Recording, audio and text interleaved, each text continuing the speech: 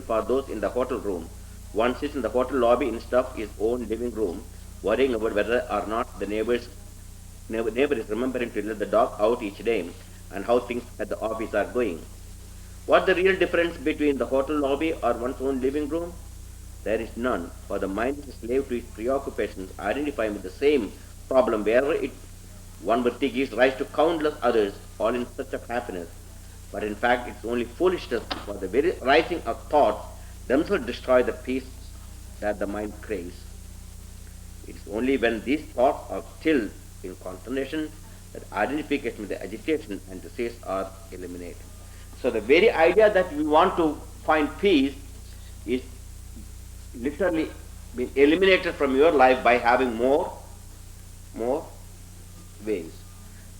So if there is a diamond ring, why are you happy with the diamond ring? Someone gave you a beautiful diamond ring for your birthday, $10,000. Madalasa got from her loving husband a beautiful present.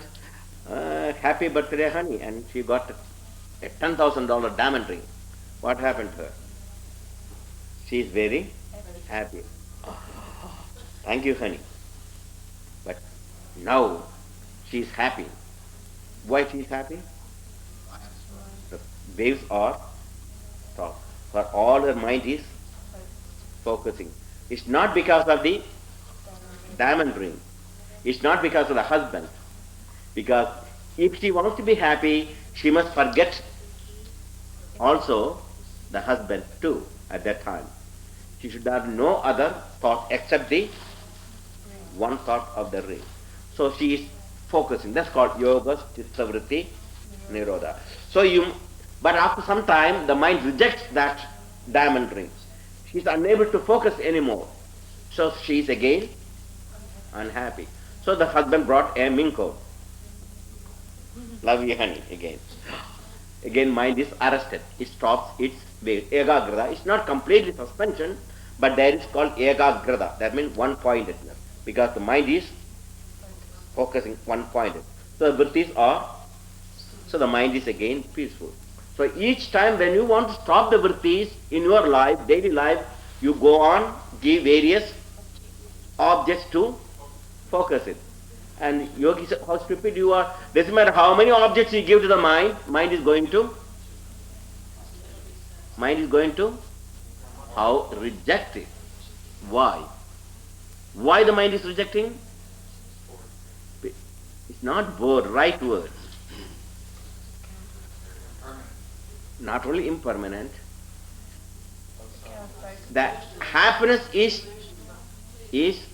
only when you Sado, tada, the third, again read third aphorism. Meaning, at that time, when the thought waves are stopped, what happened? The seer rests in own self. So, whenever you are able to reduce the thought velocity, you are able to get your inner peace. But then, you think that peace is coming from the object. But the mind knows that is not true. You are showing me the wrong place to focus. Just like a baby. You are given to your baby a new toy.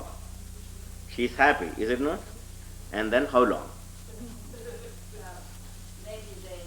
Maybe not even that, no. It is just half an hour or 40 minutes, and until hunger comes or something else comes, and then throw that toy on your face and then cries for nothing. You show again the toy, come on, be happy, come, throws away. Is it not? Yes, in your children. The same toy which brought the happiness, just throw it away. Come on, I don't want it. Give me something else. So you give a new type of toy. Happy little bit. Again, same, your mind is no better than a child's mind. We are giving some small cars, toy cars, we are giving bigger cars. That's all the difference. It's only size. But size also, you cannot make it it's like an elephant type of size.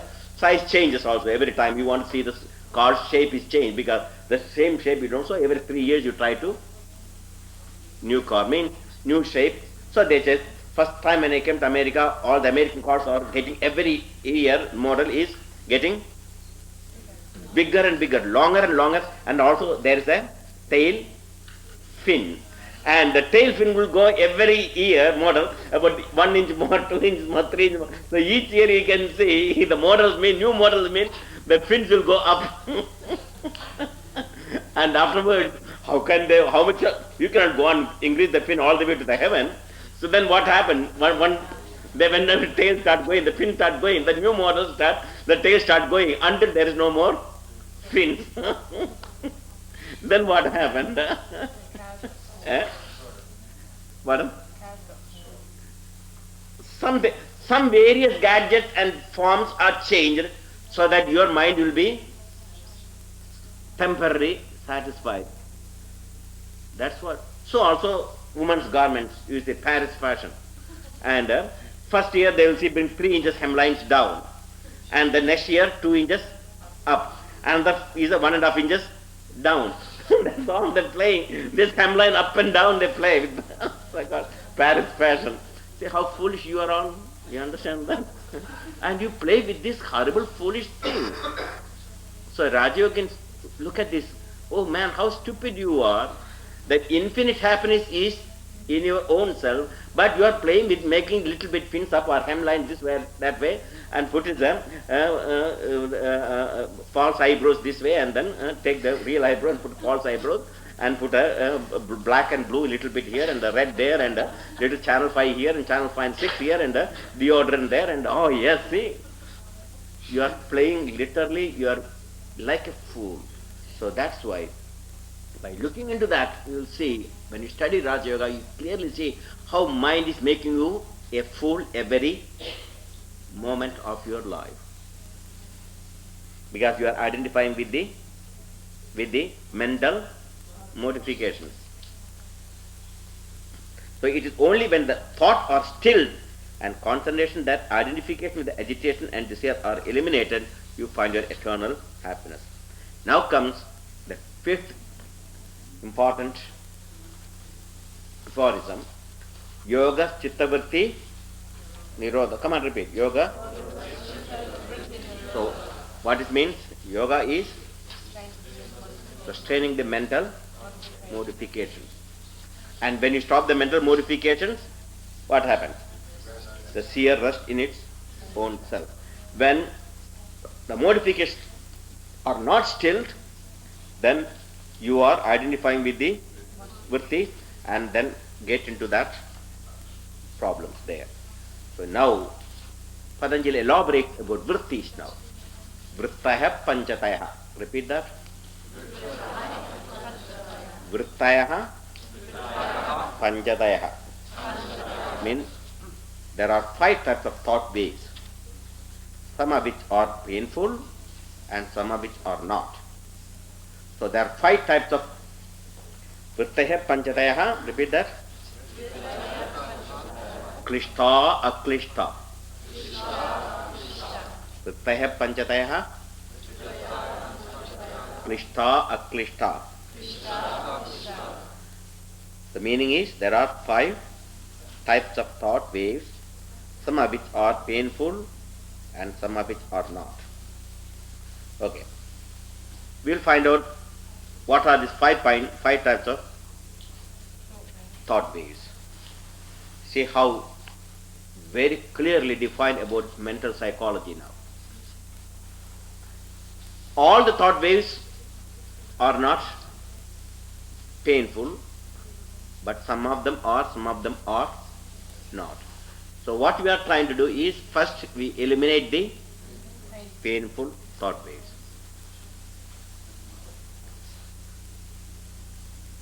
Learning may be both enjoyable and painful for the student. Is it not? It's enjoyable, you are hearing something, learning something new, but painful because your back is aching and eardrum is breaking.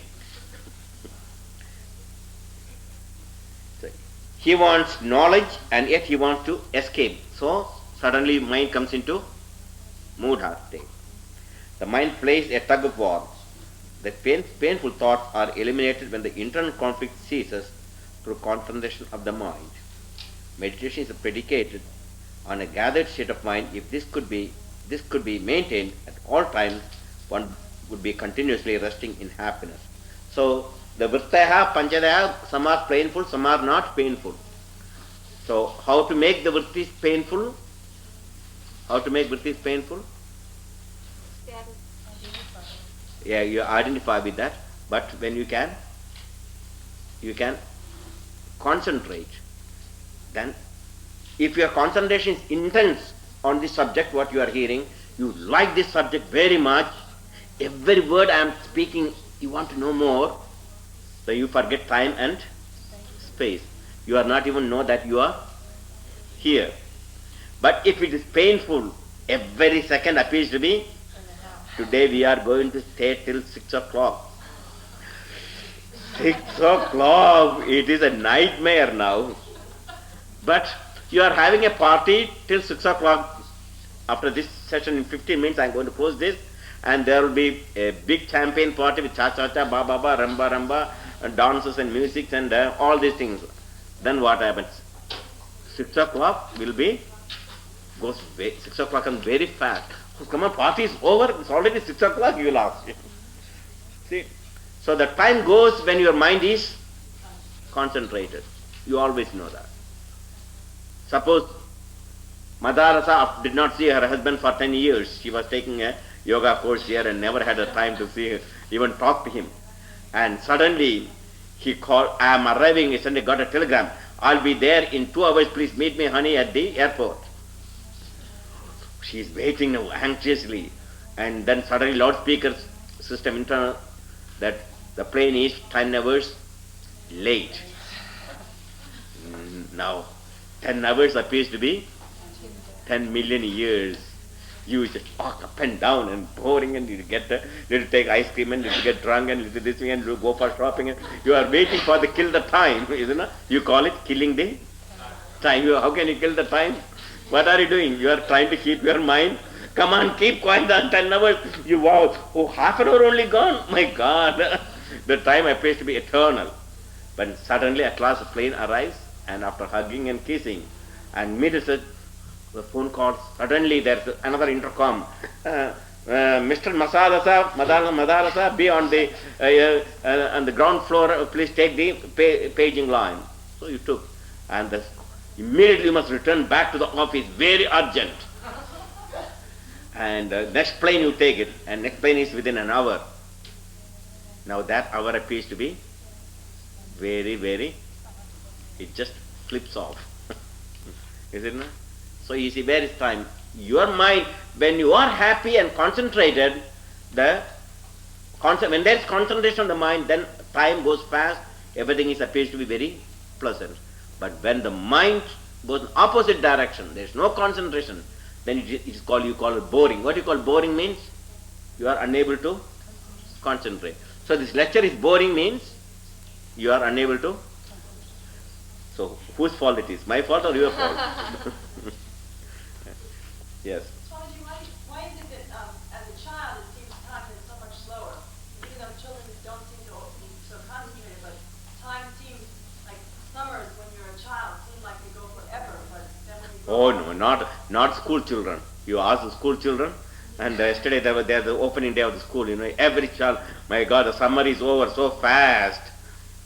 When they are playing and functioning, when they don't have to study, you ask the child, the weekends, the 2 days, it goes very fast for them.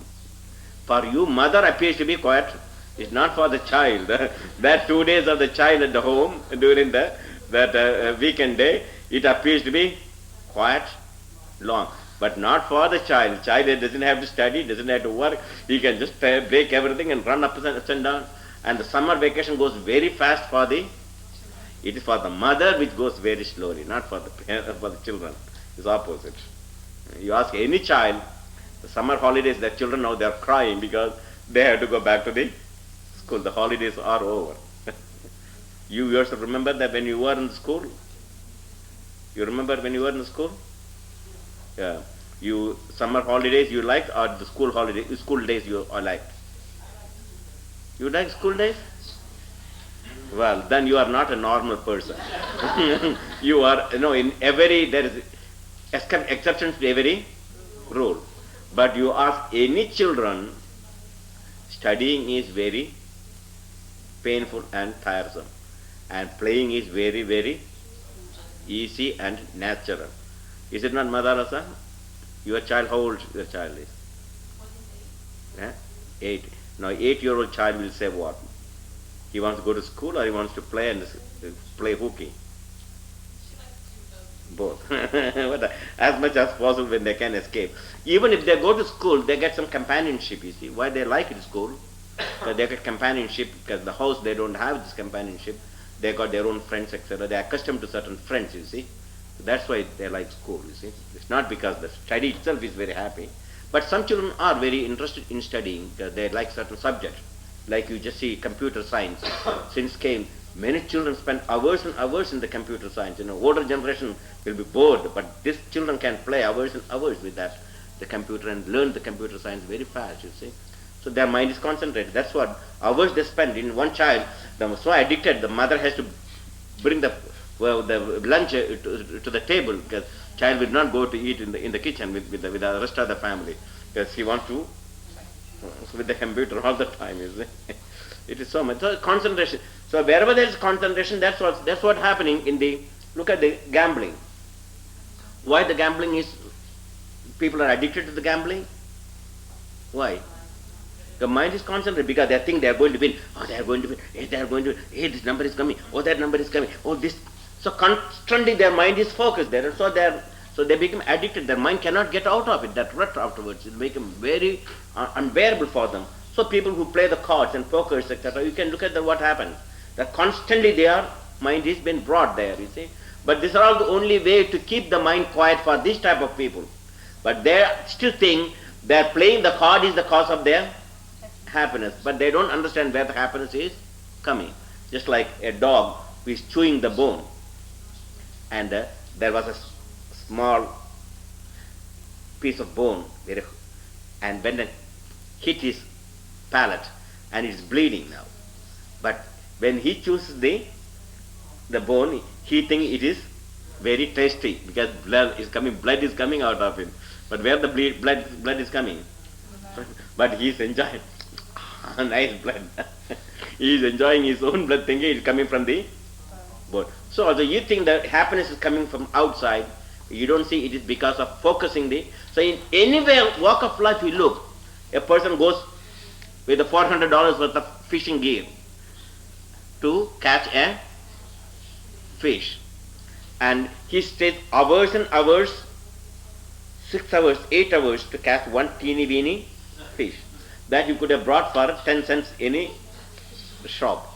Now he comes back with a 10-inch fish, not 10-inch even, 3-inch fish, and tells to everybody, you see, I got this, look at this, and I got a bigger one, but it got away. This one I caught it here, you see, and then comes back home with this 3-inch fish with a 10 cents worth, and then wife is late for 15 minutes to serve him the dinner. Now how is he? That 15 minutes appears to be hell for him. Here he can, 6 hours he can stay just looking at a rod. He is not worried about it. But 15 minutes late the wife is to serve the food. Gopalakrishna sometimes get angry when he gets late food, dinner? No, he's a good husband. But Ramanuja does. So you see. So what is the purpose? They are able to stay 6 hours without having any problem, because they are concentrating on the fish. Fish will catch. So every moment they are watching. Oh, I got it. Oh, no, that didn't catch. So their mind has been occupied. So you see how the vritti has been. So also a golfer goes carrying the huge bags and get out of the thing.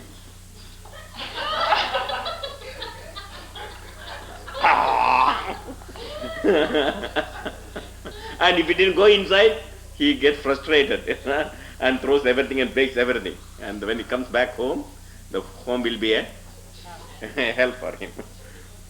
So what is the happiness in that is at focusing. So nowhere, whether recreation, whether this or that, in all walk of life, if you want to find happiness, you have to learn to focus.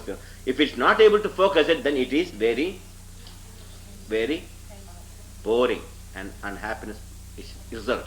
So yogis say, "Man, how can you just go on play with this type of things? Your mind is not going to be satisfied with anything you give. Even if you give all the happiness of the world, all the champagne, all the gold, all the luxuries of the world, your mind is going to be satisfied? No, it is going to reject, because it wants that what state? Niruddha, that waveless state where it can identify with the subject. But we don't understand that. That's why they are all suffering. Okay, now Vritteha Panchadeha, 5 types of vrittis now. No. The first, there are 5 types of vritti. Some vrittis are painful, some are not painful. And those vrittis are painful. Now we are going to give the vrittis which creates boring or painful sensation. Pramana, Viparya, Vigalpa, Nidra, Smritaha. These are the 5 types of vrittis. You got it? Huh? Read it please. Pramana, Viparya, Vigalpa, Nidra, Smritaha. The 5 kinds of thought waves are correct knowledge, erroneous understanding, verbal delusion, sleep, and memory.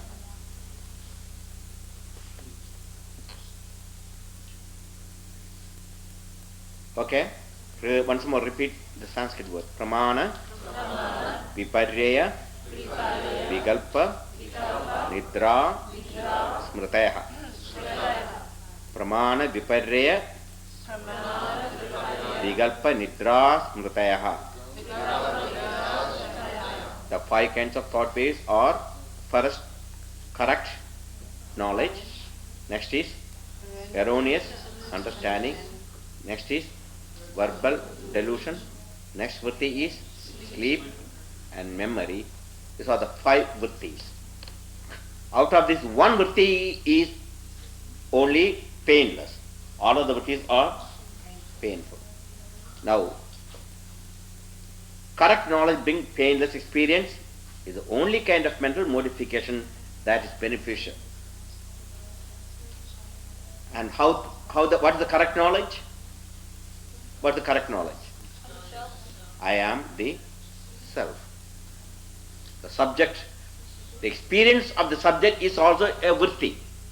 I am that, I am that, I am is also a vritti. That's the only vritti can bring you happiness. Vrittaya Panja, the 5 types of vritti. Krishna, after some are painful, some are not. Some are painful, some are not painful. So which is not painful? The correct knowledge. When the seer identifies with the self. Okay, now we are going step by step. Now, what is correct knowledge? What is the vritti which brings happiness? Pratyakshanumana gamaha pramanani. Come on.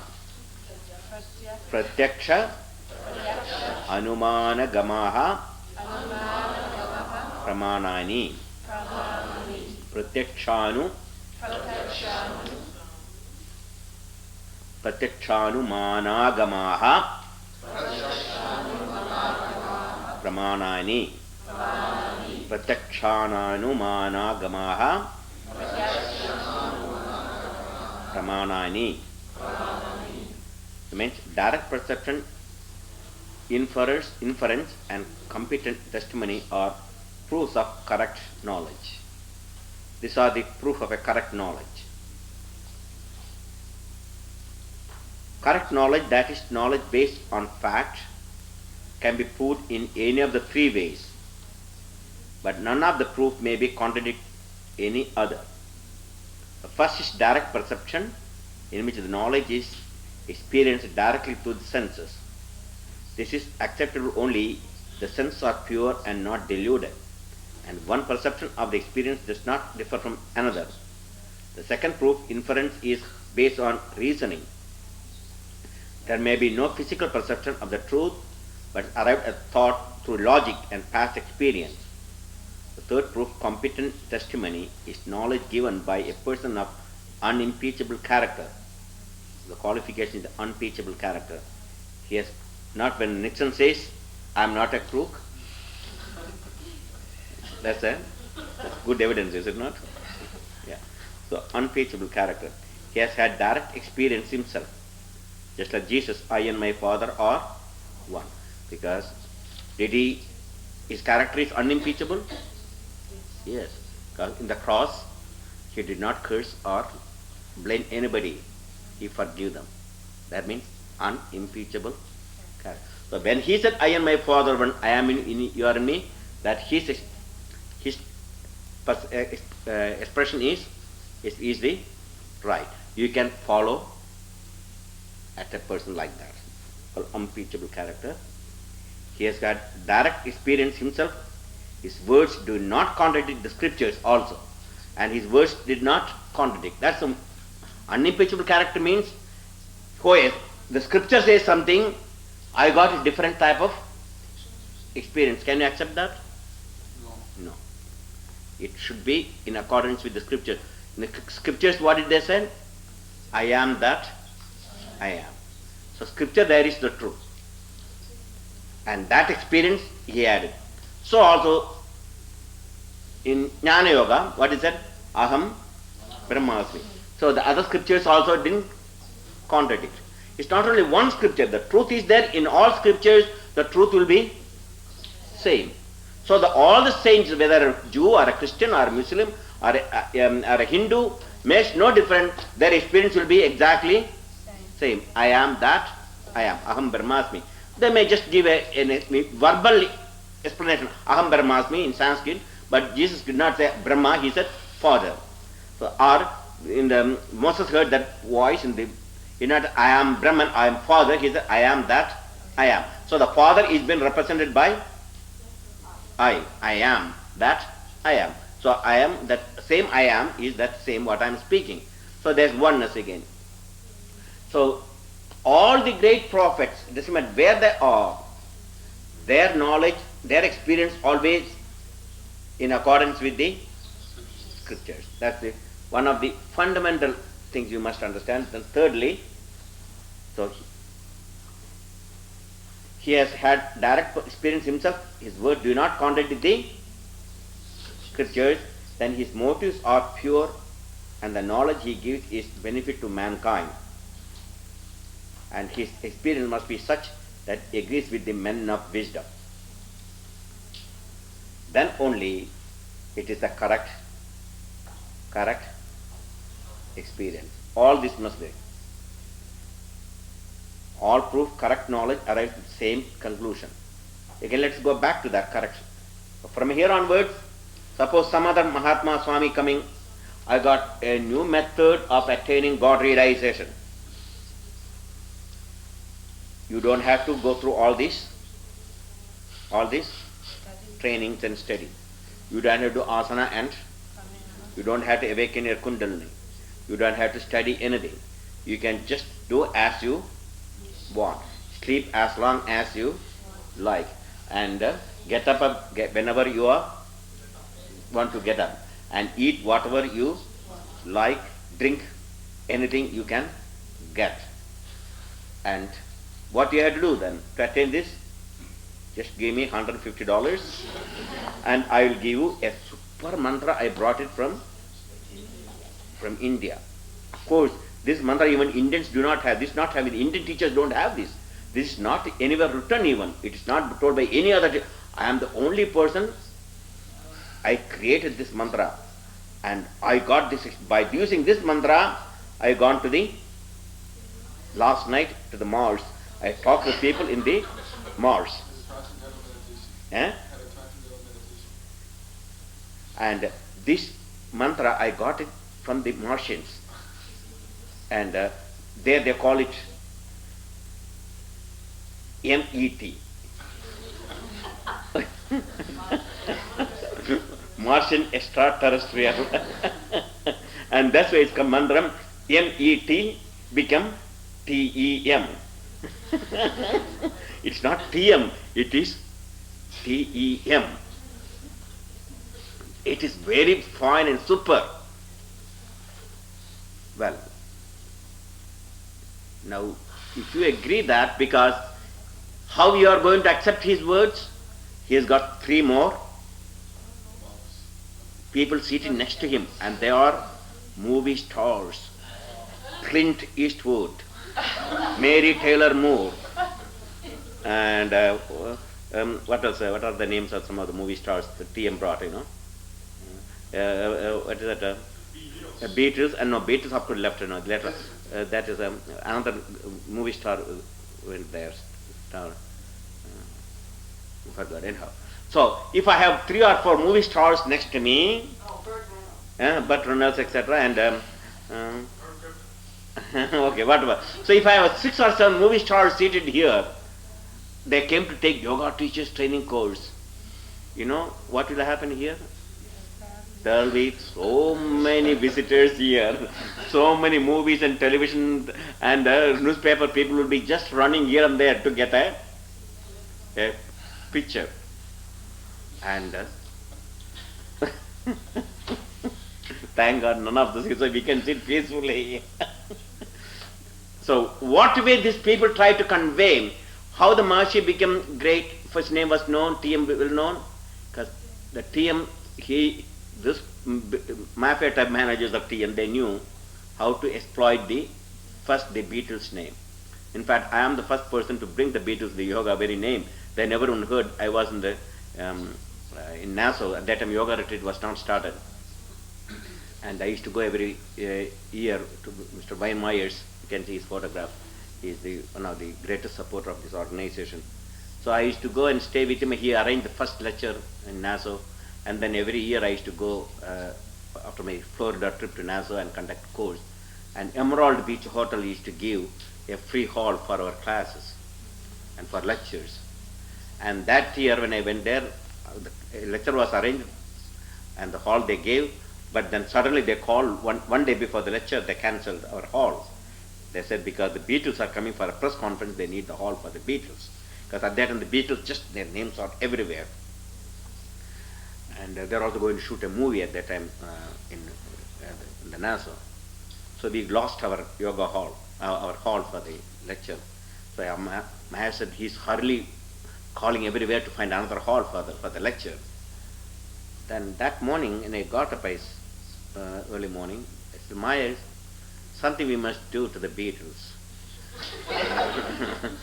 Said, he just said, what? Said, I just want to change them into yogis. At least explain about them. They got popularity as a name. Maybe they can help in some way. Some youngsters, they will, if they try to understand yoga, many people will try to practice yoga. So that they won't even come near you, Swami. They won't care about that.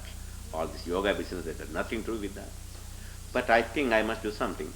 So all right. So I took 4 of my complete list book of yoga. It was a big bound volume. I don't know who they are, and so I only heard the Beatles. So I got their names and already autographed all their names, and then dated. And I came with myself and Myers. With their hotel, they were not at the hotel. They were at the airport. They were shooting the film. I called Yellow Submarine or something like that. I forgot about the film, or Friendship or something like that. Help. They were shooting the film, and they were just kids, They were just like Ongar, just like Ongar, And of course there were movie sets, etc. And there are little bit intermissions. They were just going on bicycles, and someone is lying under the trailer and so forth, just moving around the various sets. So I arrived there in Myers, and Myers said that Swami wants to see the Beatles and give some present books to them. The director, what type of books? A yoga book, Okay, I'll just tell them. I don't know whether they like it or not. So I went and told all the 4 Beatles came, and I gave my first book to. I don't know who were there. I took one book and then I pointed out that it must be there. Each book I opened, their name came automatically, So I gave first to Ringo. Ringo opened it and saw the head stand. My God, I can't even stand on my feet. How am I going to stand on the head? That was his first reaction. Then came a second book to George Harrison, and of course to all the Beatles. But George is the first time, he was the youngest and I felt the group, but he started asking some of the few questions as if he knew some of the subject. He was seeking for his life, Then I knew that George is the person who brought me here. I think that thought vibrated somehow. So I just explained a few things and then gave all the 4 books to the Beatles, and afterwards wrote a letter. All your name and fame is no use.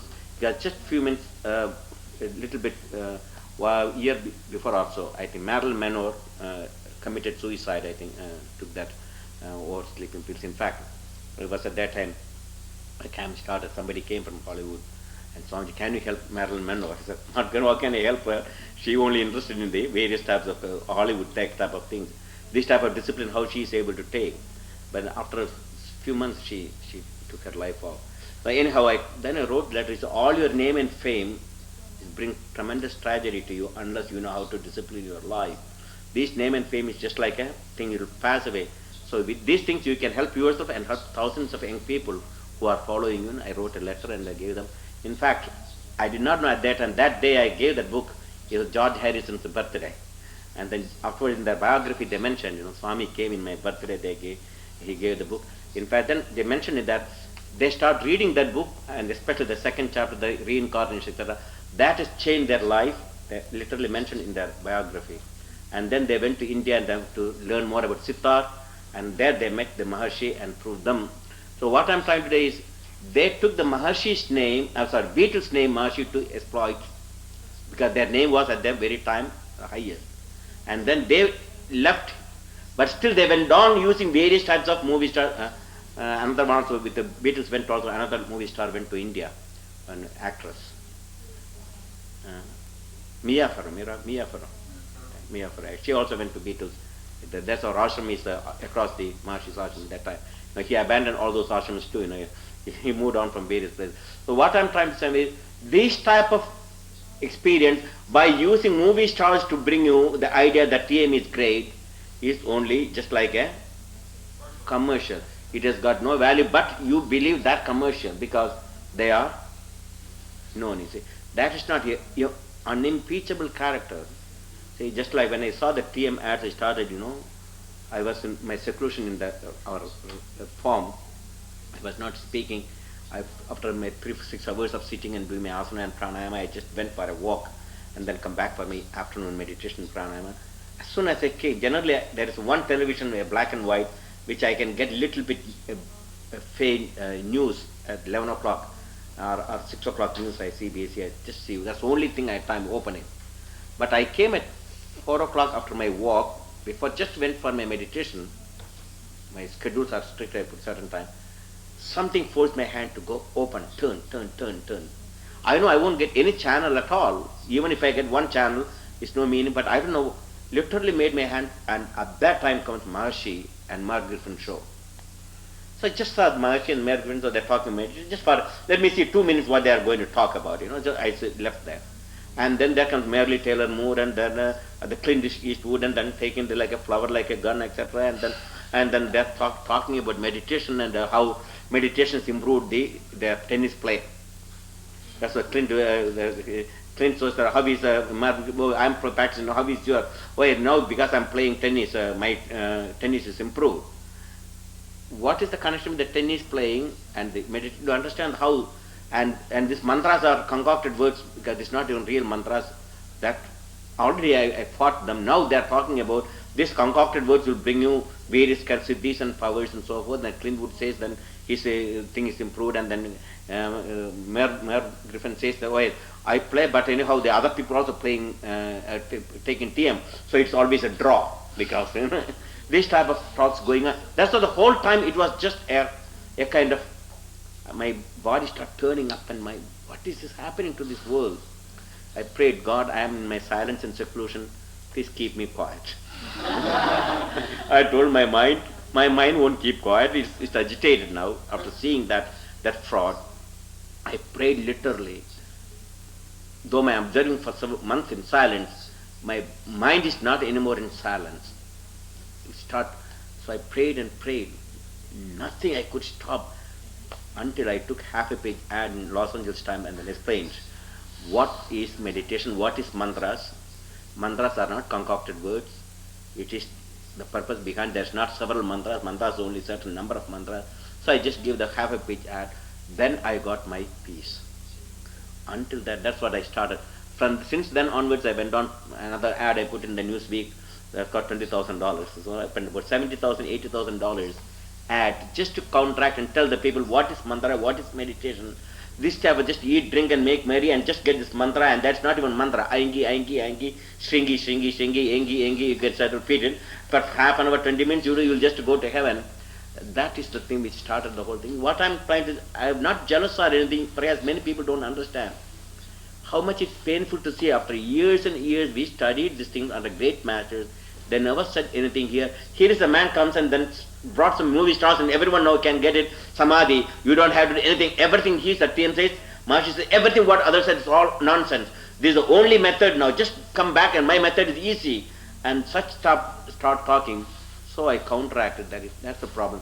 So here you can see exactly what are the qualifications of a person who is going to tell about the experience. Impeachable character.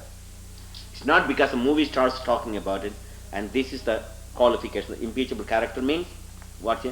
He had, first of all, he has had direct experience himself. I am that I am. I and my father are one. That. Then his words do not contradict the scriptures. Second, and he did not contradict any of the scriptural teachings. Third, his motives are pure. He has got no basic motives. His motive is not to make money or any other base motives. He is only want to impart. So did Jesus impart knowledge by getting money? He didn't get anything. He just went on. Doesn't matter wherever there is unhappiness and pain in any form, he went on. So also even he has to use sometimes violence, like in the temple. What did he use in the temple? A stick. He drove the money lenders out of the temple. But what was his motive? What was his motive to do that? Violent action. Because that temple is meant for worship, but here they are using it for gambling and for business purpose. So his motive was absolutely pure. There's nothing he wants out of it, nor he cares about anything. See, that's called the motive. His motive is pure. And then, what else? And he gives, and the knowledge he gives is of benefit to mankind. You read today this morning sadhana, is it not? Master's book. Now just see, did he say anything anywhere there is an easy method? See? Did he say anywhere? He gave that same truth and explained what is sadhana, what is spiritual practices. And so, their knowledge, there's no purpose is not to make money or anything. They just gave the truth. That's for benefit of all humanity. And then, finally, and his experience must be such that it agrees with men of wisdom. Because other sages like Ramana Maharshi, Swami Shivananda says, my experience is better than Ramana Maharshi or Aurobindo Ghosh. They will say that? No. Ramana Maharshi's experience, Aurobindo's experience, or Ramdas' experience, or Swami Shivananda, or Shankaracharya, Ramakrishna, they say our experience are. So they never contradict the experience of men of wisdom. But Maharshi contradicted everything what others said is not the right thing. My method is the easiest and cheapest way you can all attain. That when a person uses that, then it is not interested in the welfare of anybody. He is only interested for self-glorification. That's another fault also with Krishnamurti. Krishnamurti also says, oh, you don't have to follow any of these things, only think for yourself. How can you think for yourself? So you see a hamburger, it contains arsenic. You can think it contains arsenic. After thinking what? You eat it. With lots of mustard and cover the arsenic and eat it. That's all thinking. Where is the how can you think yourself? How can you control yours by mere thinking? You know that so many things we know, the smoking is bad. You know, thinking, rationalization, it contains nicotine, it contains carbon monoxide, it contains this cancer agent, we can all think about it, read about it. Then what? Still? So that's called thinking. Person can think and come to the conclusion, rationalize, you can come to conclusion, but in the practical life you cannot put yourself into any position. So these are the things which you must understand. So the truth must be here of this paragraph, you must by heart. How to find what is correct knowledge of a person, of a sage or a sage, whether he is a Christian or a Jew or a Catholic, Protestant, Swami, non-Swami, mixed. If they are going to talk any knowledge and their experience, if it is a correct knowledge, then these are the qualifications of a correct knowledge of a true person who had experience. Okay, read that please once more. Dattatreya, read it for me. Pratyakshanumana pramanani. Repeat everybody.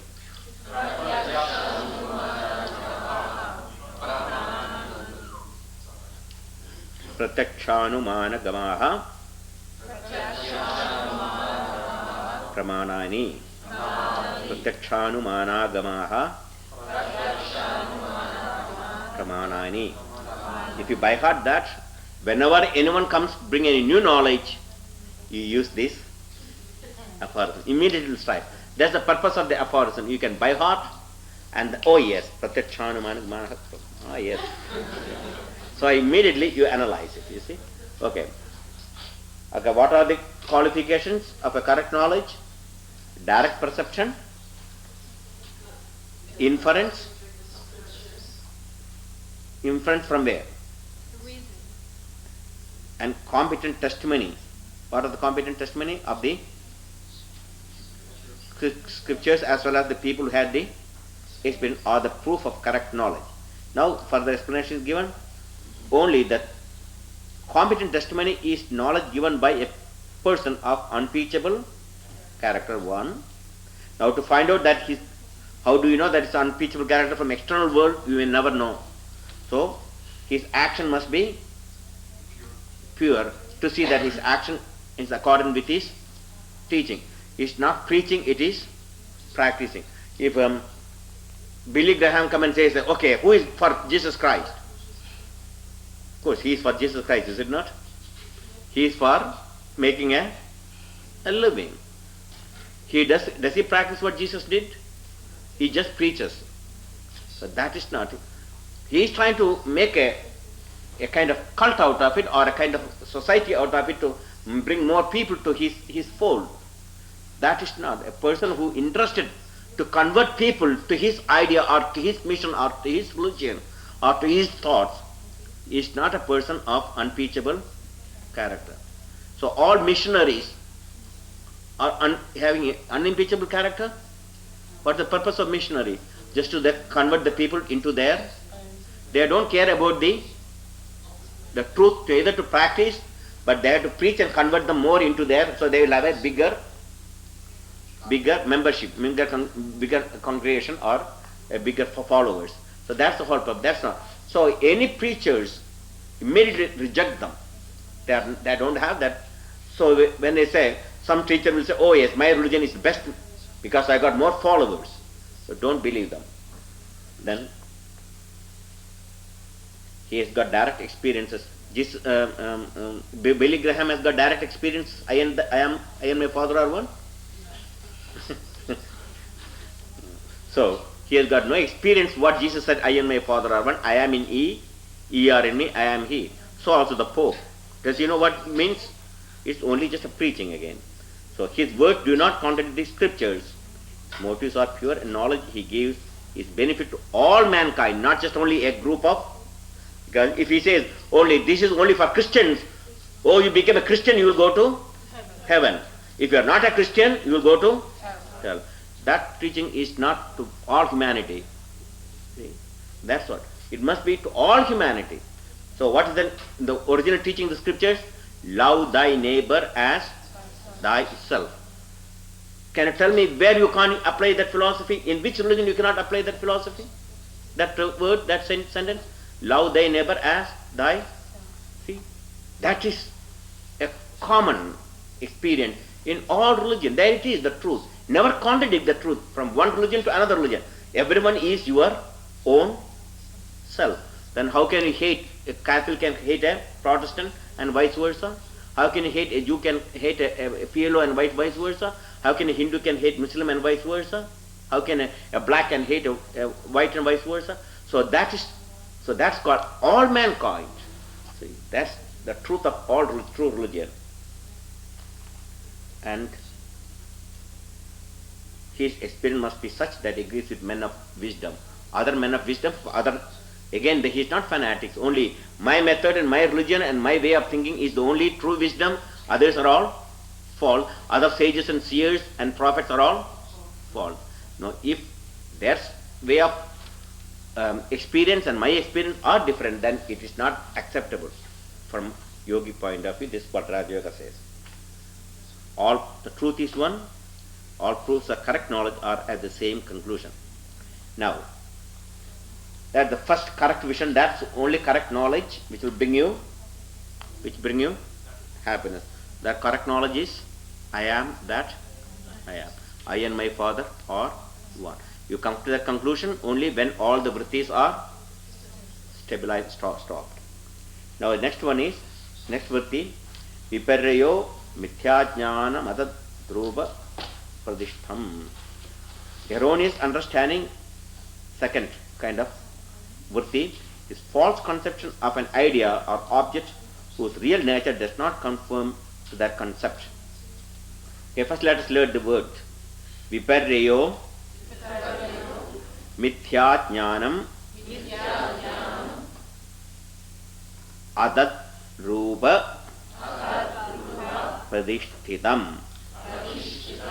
Viparyo mithya adadrupa pradishthidam. Viparyo mithya adadrupa pradishthidam. Pradishtham. Viparyo mithya adadrupa pradishtham. Viparyo mithya adadrupa pradishtham. Meaning again, erroneous understanding is a false conception of an idea or object whose real nature does not conform to that concept. That's called second type of vritti. So second type of vritti is called, what is that? Erroneous understanding. Now we'll find out what is that means. The second type of vritti, erroneous understanding, may also be based on a perception of an external object. But in this case, the mental image does not correspond to the reality of the object. This may be caused by the faulty perception, incorrect analysis of perception, or distortion of perception by the ego. Underline that, distortion of the perception by the ego. It's like the mirage in the desert, but very common in daily life. Very often, judgment is passed on a person or situation when there is no relationship between the reality and the mental impressions. In our daily life, this is cause of the problem. Why husband and wife fights? Why? Erroneous understanding. Why students and teachers are fighting? Yes, erroneous understanding. What do you mean erroneous understanding? The conception you see, a simple example, some time ago, when I first time came to New York, I was conducting a yoga class in a Broadway in a small upper studio, a rented place. The studio is very small, and when the people come out of the class, they all will be black because full of carbon everywhere. They all look like black. So anyhow, I finished my class and I came down and I used to go and eat. Don't put your feet on the Saraswati. You should not touch your feet with the book. Book is Saraswati. You should never touch anything like that, learning with your feet. It is Saraswati you are doing wrong. Never put the feet again. You already took the first teacher's training, so you must know by this time that. Never told you that? How come that you forgotten that? It is just as if you are putting your feet on your mother's or father's head. It is at that moment I get shrugged, when you see the horrible things you are doing. So anyhow, I came out and I used to eat on that's called wool. That's a place, kind of not a eating place. There is that's called Horn and Heart. Because mostly I can get only grilled cheese sandwich. That's the only thing I can get. I go and eat. It's very cheap also there. You see. So and then on that day I was just going to that, and it was a Thanksgiving day. And there are also people on the roadside also asking few pennies, and I know what they are going to use it. They are going to use it for get drunk, you see. So I said that I saw one man with all old clothes and dirty things, and sitting there and asking, please give me, I'm hungry, Thanksgiving Day, something. Oh, you are hungry? Okay, sure. Come with me. I'll take you away. We both go and eat because Thanksgiving Day. So I needed a companion to eat. So I went to the restaurant nearby. And as soon as I entered, they all start looking at me and looking at because the shabby man will never dare to go into a restaurant, you see. It's another shabby clothes and a broken thing. So I came and I went far away in a very corner, so no one will be disturbed, you see. We sat there and he asked anything you can order once, and he ordered turkey, etc. But then I heard some people, what do you think about this man who brought him? You think he's a saint?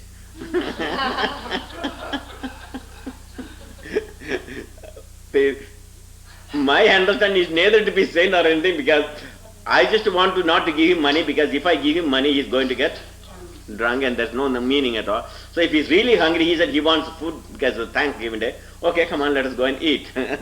So that was the only purpose behind it. But others have got a different understanding and idea about it.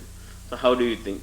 How can you just, everywhere people see things in the wrong way in their own perception. So if they are wearing red glass, they will see everything is.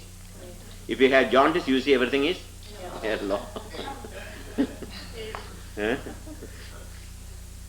So that is the problem. So erroneous understanding there. That's called vritti. You see an object, but your vritti will be not the same what you see. It will be distorted. That is because of your ego. Ego is the cause. Because I see Hinduism is the only religion good which will take you to heaven. If you are not a Hindu, you are not going to see heaven. That's what God told me. So what is I am talking about my ego. My religion is better than your religion, and my God is superior than my God. Can beat up all Christian God and Jewish God. That's called erroneous understanding. Though you can read the scriptures, you understand the scriptures according to, because you don't use go back to Jnana Yoga, Jagat, Ajagat, Lakshana. Everything you distort because you don't have that discrimination properly due to your ego. Ego distorts everything. So my religion, my God, my language, my way of thinking, my cloth, and my yoga teaching.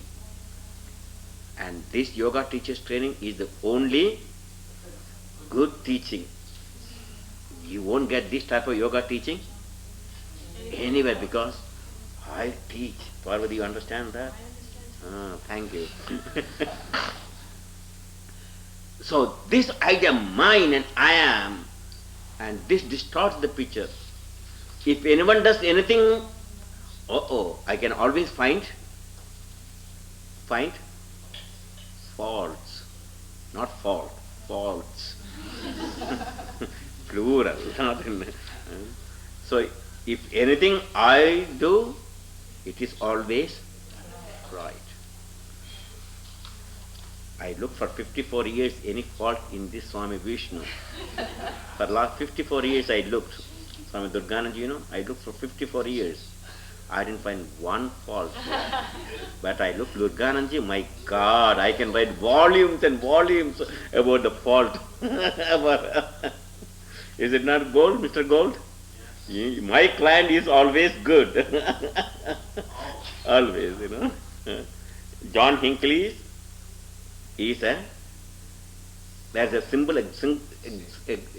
typical example of this falsehood.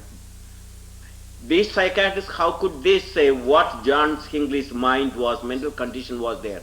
What way these people know what condition and to say that he's insane? What proof these people have it? Except their ego, because they are psychologists, psychiatrists, well known, and they got a degree of doctors. That's all. They got nothing else except they got a degree. If they think because I got a degree, I know what John Hinckley's mind is. That's called typical ego comes there. Yes.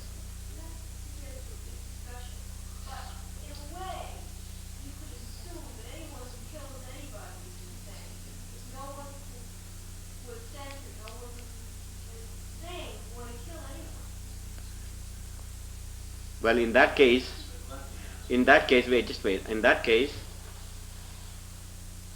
we can destroy this world with a bomb. Yeah, that's what we are all insane.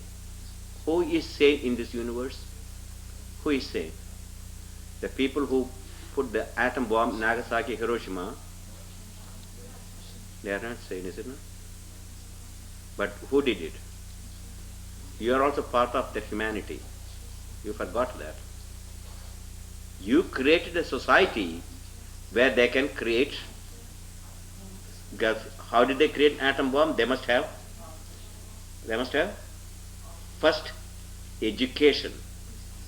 Primitive man in South Africa or Aboriginals in Australia, they don't have any idea about how to split nor the complicated. So your study, where education you gave, and you may be a kindergarten student, a teacher, and that kindergarten student now is going to be the future scientist, PhD. So you also part of that whole society. So this society is all insane. I told from the very beginning, there is no sane people in this universe. If there are sane people, no one will hear them. That's what happened to Jesus. Why Jesus? He tried to counteract this type of injustice. He looked into the condition when Jesus came. People had the power, etc., use the temples and all the opportunities only for their own self-gratification. So there is insanity everywhere. And yesterday I saw a television show about a policeman who shot a hoodlum, who was about to shoot him. He shot him first. Two hoodlums were there, and he shot. And I never knew that the shock of these people, police people, though it's correct thing, it is a duty for him to shoot a hoodlum because he shot just few minutes ago, he shot somebody else, and he went and with the mask, etc., he's robbing another with the gun, and policemen just arrived in time, and they asked him to freeze. He did not freeze, and he started taking his gun. The policeman first shot him. The two policemen, one policeman shot him and killed him. And I never knew up to this time what is the condition of that policeman who shot that. Actually, they knew this is the person who shot just now killed another person and came here, or wounded another person, stealing these things. Now, morally he is right, and legally also no one can persecute him, and his entire department is support him. Then he is normal afterwards. And I never knew until that story. This not only every policeman, when they shoot on these things, they just go insane in many ways. They cannot accept the thing that they shot another human being. Unbearable the condition. And they got, I only found out that they got a group of, a society of people, policemen, who in this type of they shot somebody else. Just like Alcoholic Anonymous. They got a group of these people, they together try to talk about, because they are unable to accept this idea that they shot another human being. Though it's normal, it's the duty, etc., from their point of view, it's complete devastation for their psychic experience.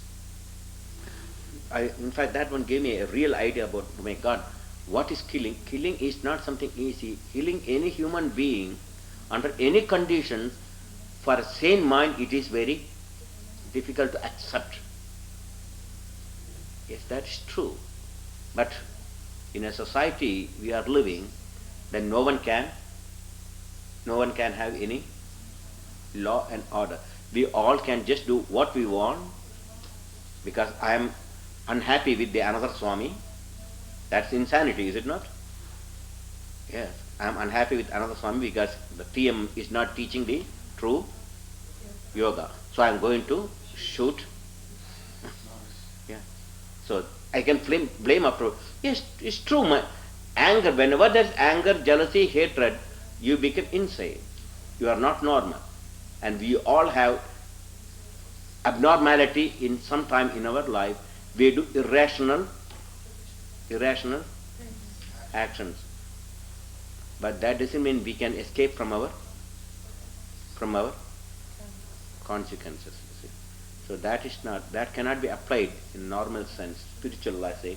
You can say everyone is inside and different people are inside in different ways, you see. What is that, Mr. Gold, you want to talk?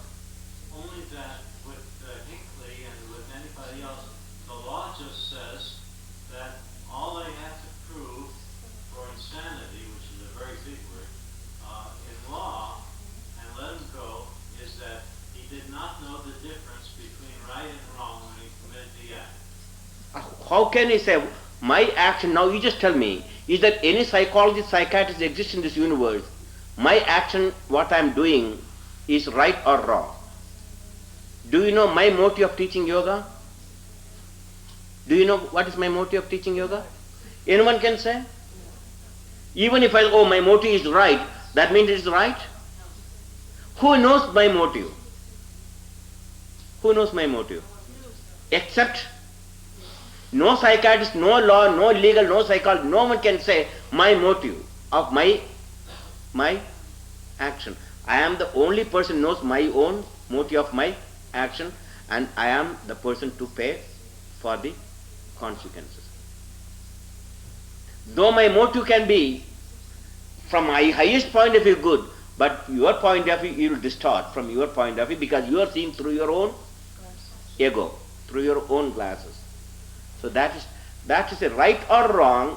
It is all right. That is a common philosophy.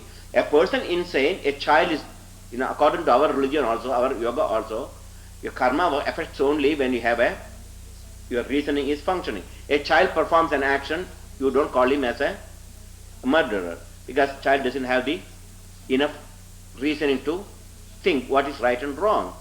Even suppose a 4-year-old child stops slapping the mother or father, what do you think? You think he's a murderer or a killer? But suppose he grown up an 18-year-old boy, he starts hitting the mother and father, that's a different story. Though his own mother and father, the same son, but the mother and father won't accept that type of. But for a 4-year-old child, you can understand. So as a madman, really madman, he doesn't know what he's doing. He's just lying there eating. He doesn't know how to eat. He cannot unable to eat the food properly. He's no clothes, etc. He's just wandering and shouting and hitting anybody. He doesn't understand the difference between friends or enemies and good or bad. And that type of mad person won't go and just stay where the President Reagan is coming. A really madman, can know when the President Reagan is going to be where. Ask this question, a mad person will know, he must be able to understand when the President Reagan is coming, where he is going to be, and there will be lots of securities, and any mad person can just think like that. They can be very clever, Swami. They are not mad people then. See, that is a mistake. then you have not seen insane people. If you want to see insane people, they cannot think at all and rationalize in any form. That's called insanity. If they can see when their cunningness, the cunningness is not madness. You see how though you are a lawyer, you mistake the cunningness into a madness. This is a mistake. The whole America is that they cannot understand what mind is. Cunningness is not madness. Cunningness is kind of the mental attitude using the same intellect to use the for lower purpose. Well, I agree with you. Not you agree with me. But it's just that that's the way the law reads. No. The law doesn't read. It is written. This law is written not for other country. You use the same insanity plea in India, that it won't go in the court. They won't accept this type of insanity plea. Their insane means the man cannot absolutely has got no understanding where he is standing, where he is sitting, and where is he, what is he. He has lost all type of identification with every environment and conditions, and his action is no way he can think in any form. He cannot be controlled by his own emotions or will or thinking. Then you call insane. But in this condition, he has got everything. He has got a motive, and he wants to prove himself that he wants to prove that he loves somebody. Yeah, he knows that he loves somebody because he got the rejection from the love from the particular person. So I am going to prove her that how much I love her. So to draw the attention, he knows the best way to get the attention is not to go and kill Swami Vishnu. He won't get any attention. So he has got that much understanding. If you can go in the topmost portion of the country, if you can show him, he'll get the national publicity. See? So that's all premeditated and pre-calculated thinking it is. It is not insanity. If anyone does that, that person is insane. And those who wrote that law is insane.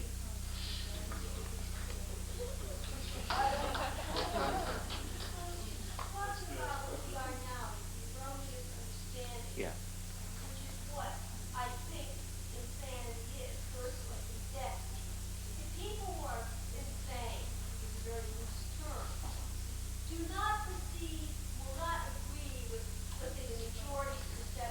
Just wait, you see, you are just putting madness and erroneous notion are not again one of them. Madness, first of all, you understand madness. This man, what is called madness means he has got no reasoning. He cannot reason. That is, erroneous understanding is not madness. For example, I say Christianity is wrong because I am a Hindu. So what is my understanding of Christianity is because I am a Hindu and God only comes in the form of Krishna with the flute in the hand, and there is no such thing as Jesus, and he cannot be a God because he is a false prophet. That's when he is crucified. He was crucified because he said, I and my Father are one. They could not understand. That's called erroneous understanding. If you are God, we are going to show you are not God. That's called erroneous understanding. Those people who crucified, they are also human beings. They have got family, they have got children, they also love affection. Is it not? These people who went and crucified, will they crucify their own children, their own family, their own members with them?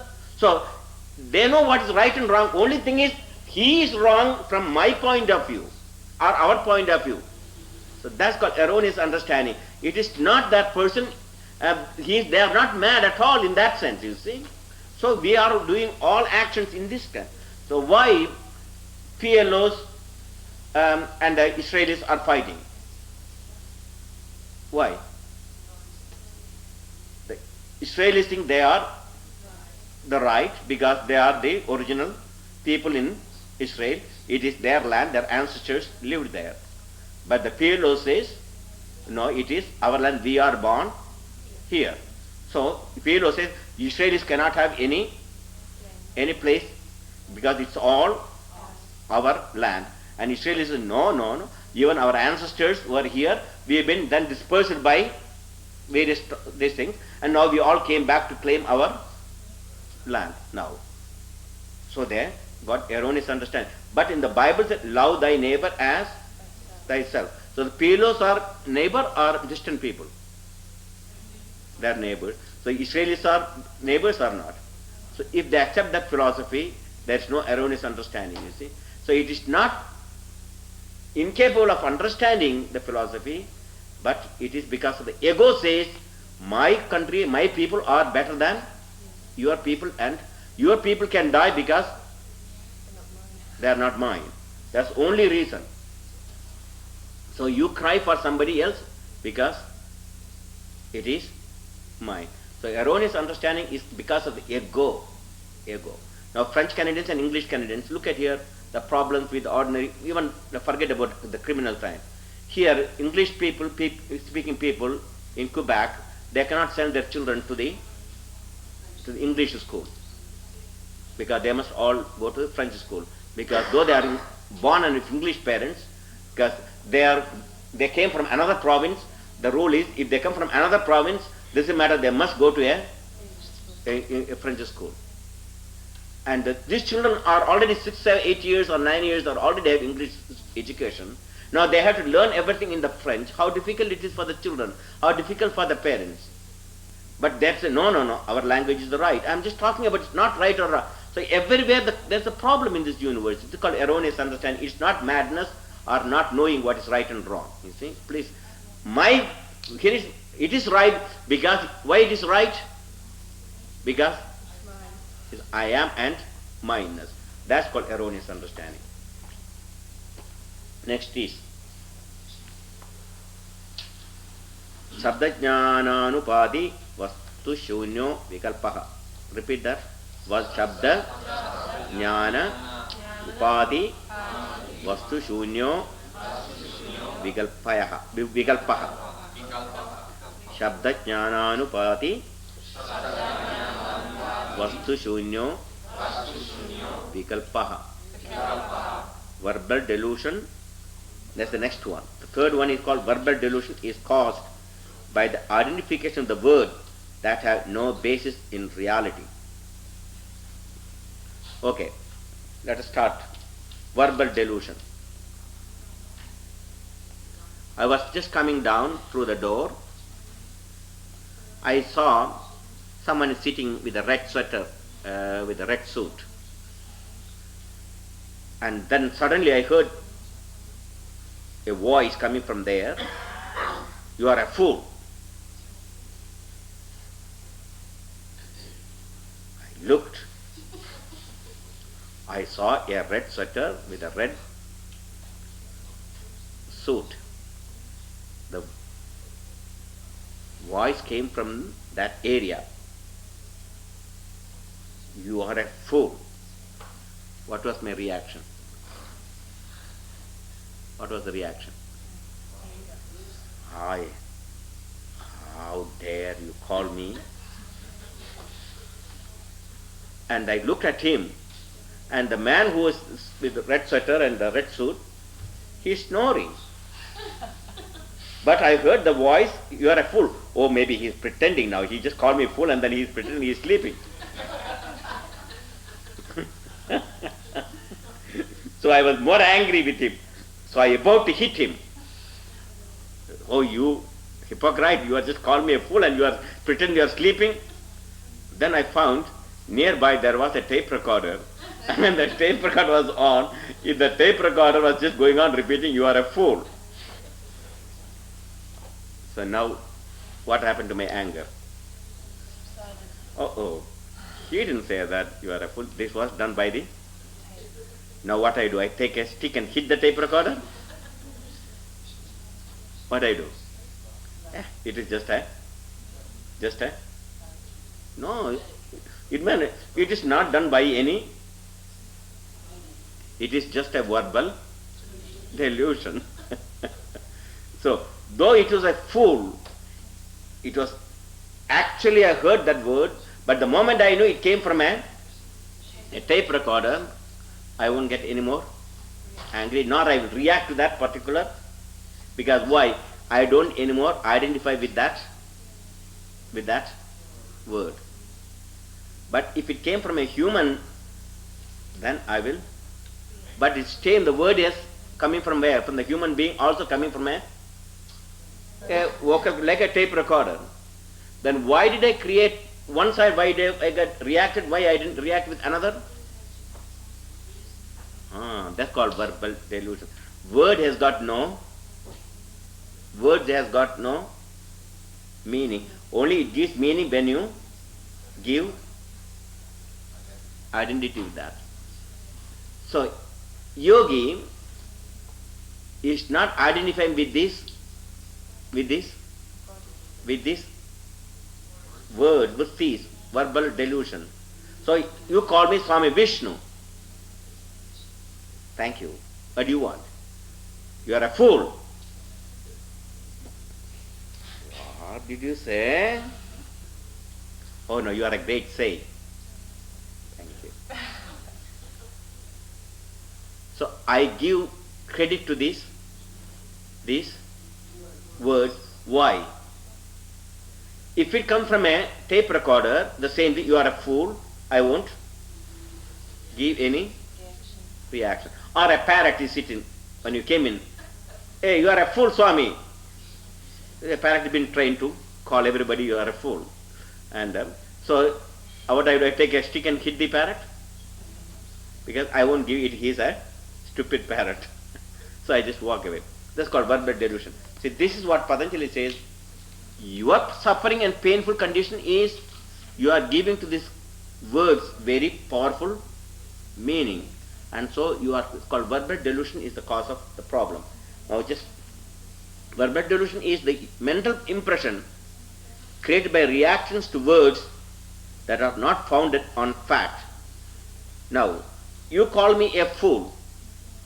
Is founded on fact? Whose fact it is? Your fact, not from. So you call me a saint. That is a fact. Whose point of view? Your point of view. It is not from. So if you call me a donkey, if I react, that means I am not sure about myself.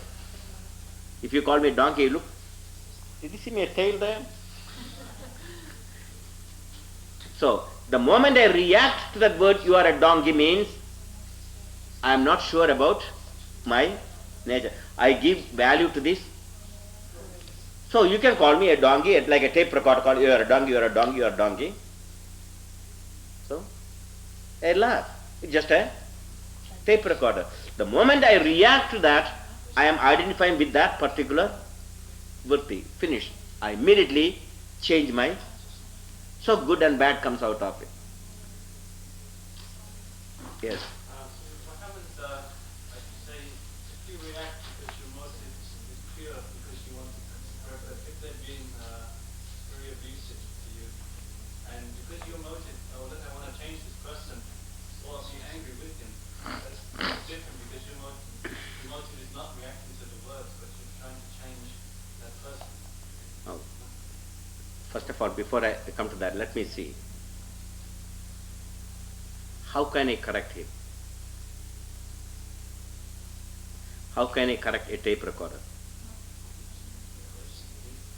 By destroying it. So, you can only stop him when you kill him. Because his reaction, what he is doing, is because of the fact or fiction. It is his mental impression. Now, you want to be happy or you want to be unhappy? Happy. Now, if you are going to be happy only if everyone is going to praise you. Is it possible in this universe everyone is going to praise anybody? Anyone was praised by everybody? Do you make any name up to this time? Great saint, sinner, prophet, mention. Everyone was praised. Any single person can give? No. Anyone will come in the future?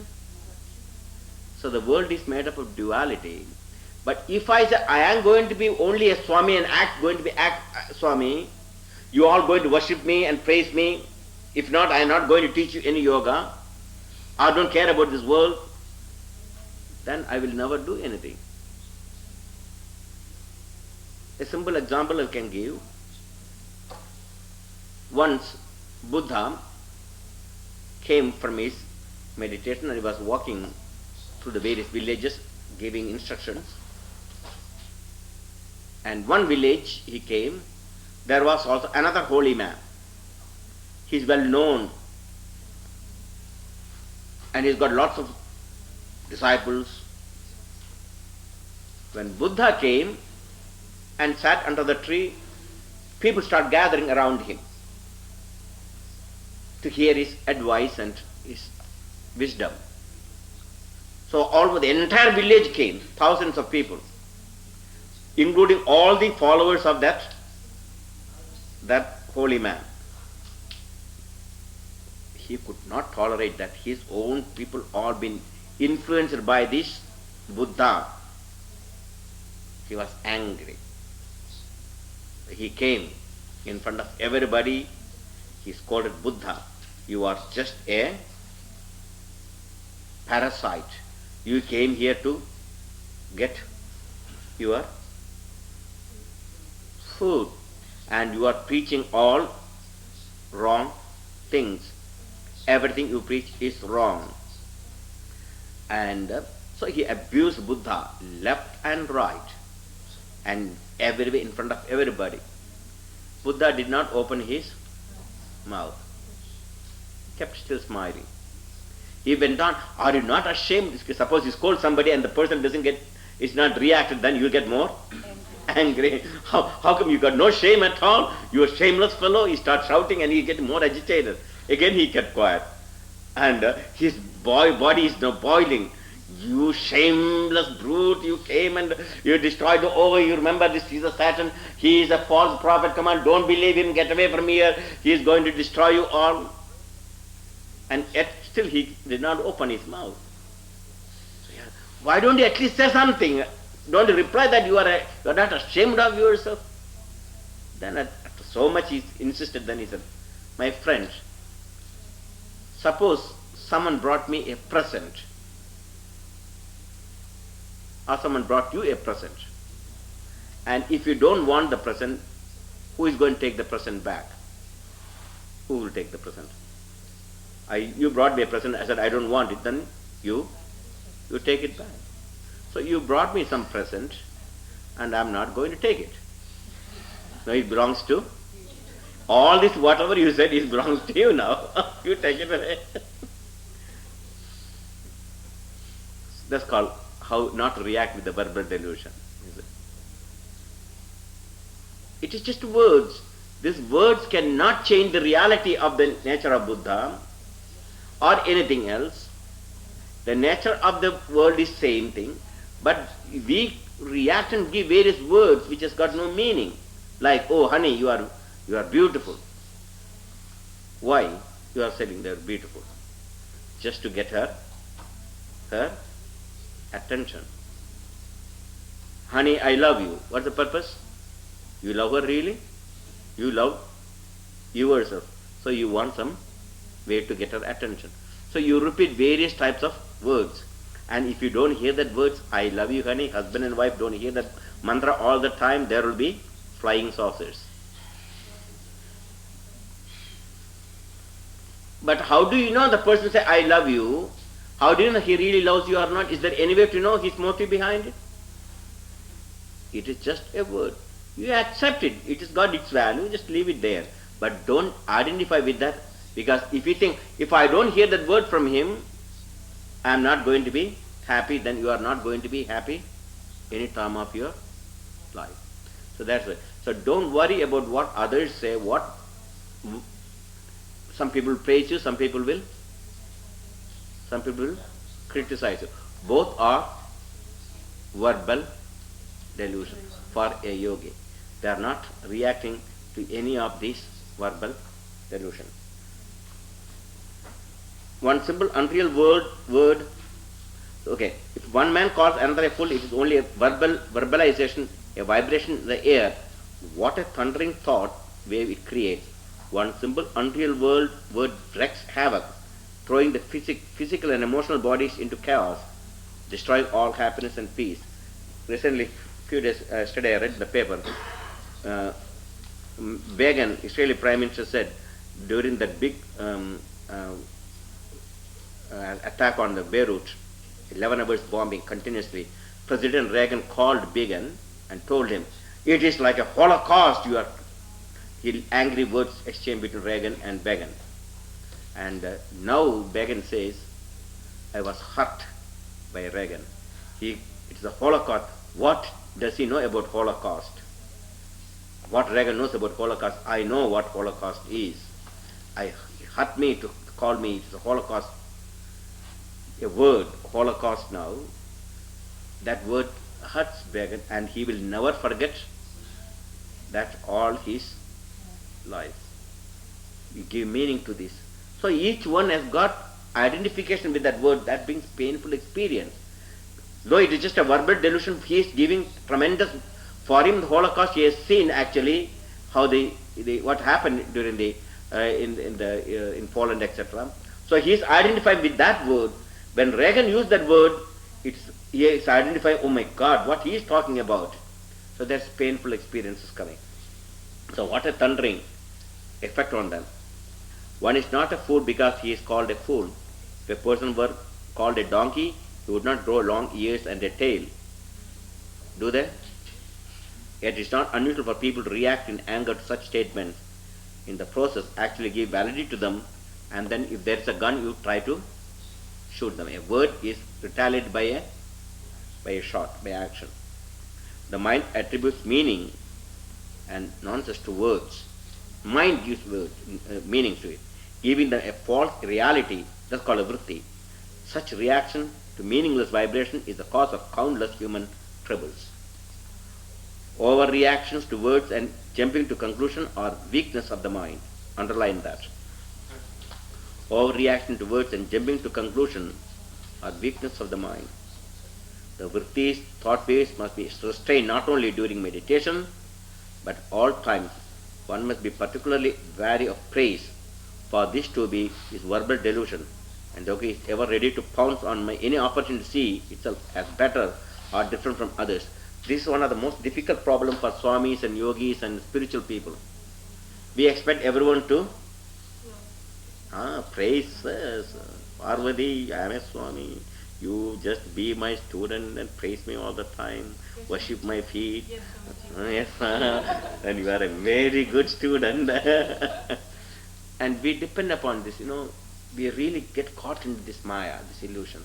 We need special thrones and special office and special worship. People should prostrate and they must have a special way of seeing us, When you come and, Dattatreya, next time when you come and see me, make sure everyone brings the flowers and fruits, and not to open the mouth in front of me, just prostrate before me. And, and just bless them with the hand. What a stupidity. I am really, when I bless my thing, I think I am going to bring all your Kundalini up to the highest heaven. That is hypocrisy, you see. We are just caught in this. We want to be worshipped, we want to be praised, and we want to be here. Our name is holy man, Bhagwan, Rishi, Maharshi. We put various types of Babas and so forth. Names we add. We give our own titles, No one is given a title for holy people. Ordinary people, PhD, doctors, etc., you have to get somebody else to. But religious people in India, we get our own, we choose our own title and choose whatever the title we want to give. We put in our own front and back and everywhere, you see. So, Bhagavan, see, Rajneesh, first he was just an Acharya Rajneesh. Then he said, oh, Acharya is not sufficient. Now he changed his title to Bhagavan. Now he is God, God Rajneesh. Maharshi, Rishi is ordinary. So he took the title himself, Maharshi, Mahesh Yogi. So, His Holiness, 1008, Swami Vishnu Saraswati Maharaj, the Mahamandaleshwar. I give my own title. All these titles, my title. His Holiness, 1008, Swami Vishnu Saraswati Maharaj, Mahamandaleshwar, Parivrat, and Oh, it contains, oh, you don't know my titles, one whole page, still is not sufficient. I had 10 pages I can write my titles. It's all I give to my own titles. That's called our problem. This is called, we also believe in this verbal delusion. I'm a holy man, I'm a Swami, people should worship us and praise us, etc. So we just caught in this. You'll see every religious people, this problem exists, this verbal delusion.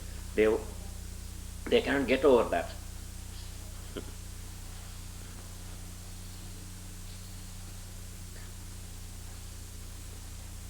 One must be practically wary of the praise, but that's more difficult to conquer than someone criticizes me, at least I can understand.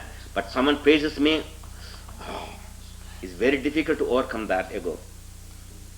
For this too is verbal delusion, and the ego is ever ready to pounce on any opportunity to see itself as better or different from the others.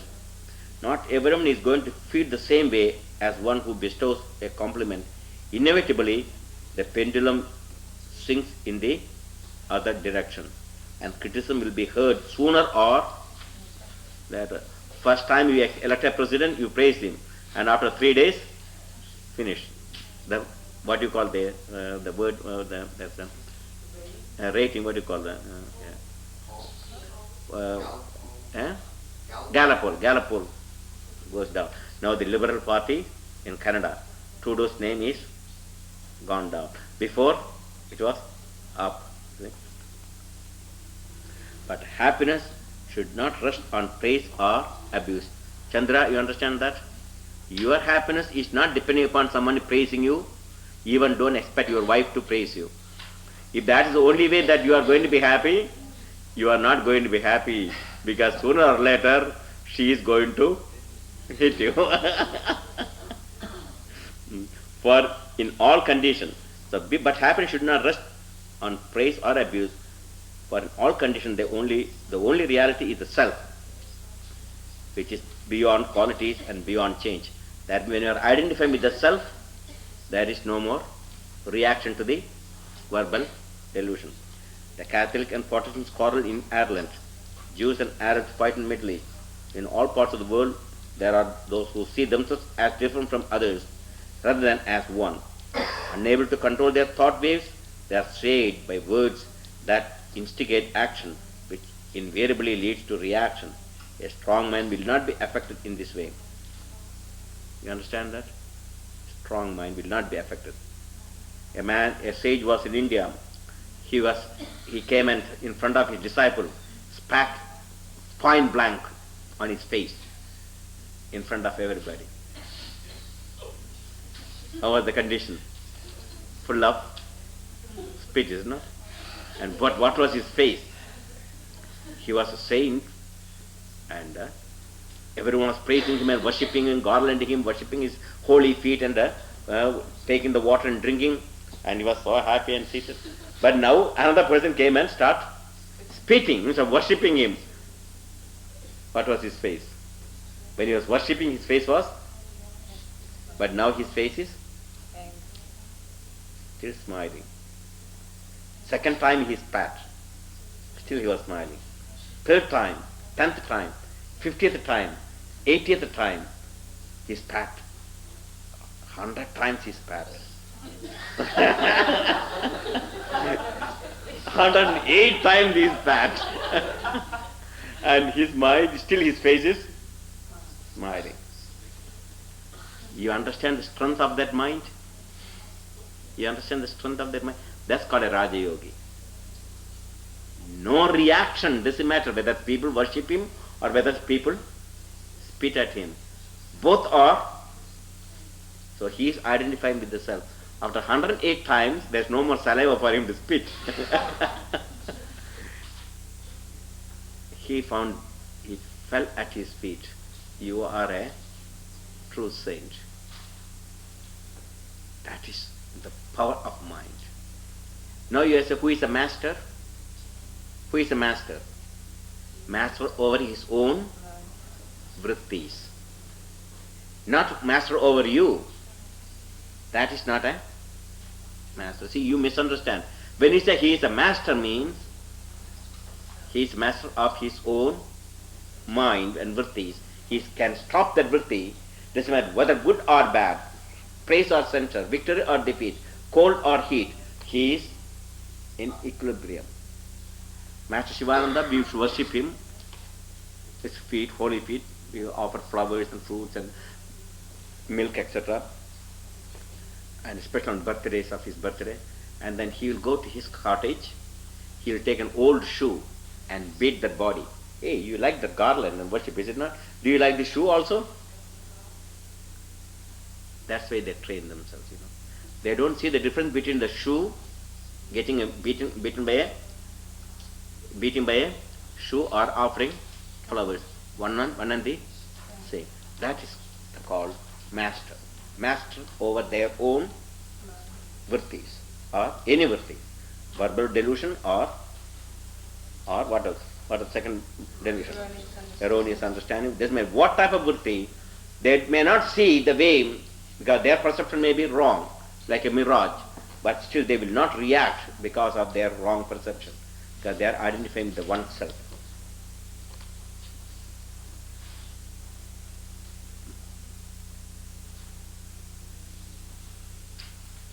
The weaker a person is, the less restrained he is over verbal delusion. Underline that. Examine yourself next time that you are angry or miserable. Reason it out and note the modification of the mind. Gaining freedom from the verbal delusion is essential for progress in meditation as well as for strengthening the mind. So if you want a strong mind, you have to learn what? Adapt, adjust, accommodate, bear insult, bear injury. Okay, that's a story I meant. A great Hindu holy man was once insulted in front of the disciple by a non-believer who spat upon his face several times. Not one muscle twitched, not his calm facial expression changed, because he did not identify his physical shape. His mind was centered in God. Can you imagine the strength of that mind? Swami Shivananda prostrated before the man who tried to kill him, and Jesus forgave those who crucified him. No matter what was done to them, they responded with one thought, that of pure love. A true master will not react in anger. For him, insult and praise are the same. But again, now the question of Chandra. Jesus forgave the people who crucified him, but he did not forgive the people where? In the temple. He chased them, is it not? So that is not the one and the same. The temple, they were using the temple for a wrong purpose. There is nothing insult personally to him. He is not in any way affected or offended by that, but the purpose of that temple is, as a rabbi, as a spiritual person, that person must be used only for spiritual purpose, worship. As a rabbi, he has got certain responsibility, so he cannot just neglect and leave that responsibility. He has to do his duty as a rabbi. That's what he did that. But it was not a personal insult. But when they were given the personal insult on him, they put on the crown of thorns, asked him to carry the thing, they spat upon him, and yet he did not. That is personal. See? That he cannot change them. They don't understand what he means. But that other place is quite different. You see, you must see the duty and the personal insult, you see. Then next. Restraint of thought waves does not mean suppression. No, that's another important thing. Stopping the thought waves are not suppression. When you are angry, I am angry with Prema Jyoti.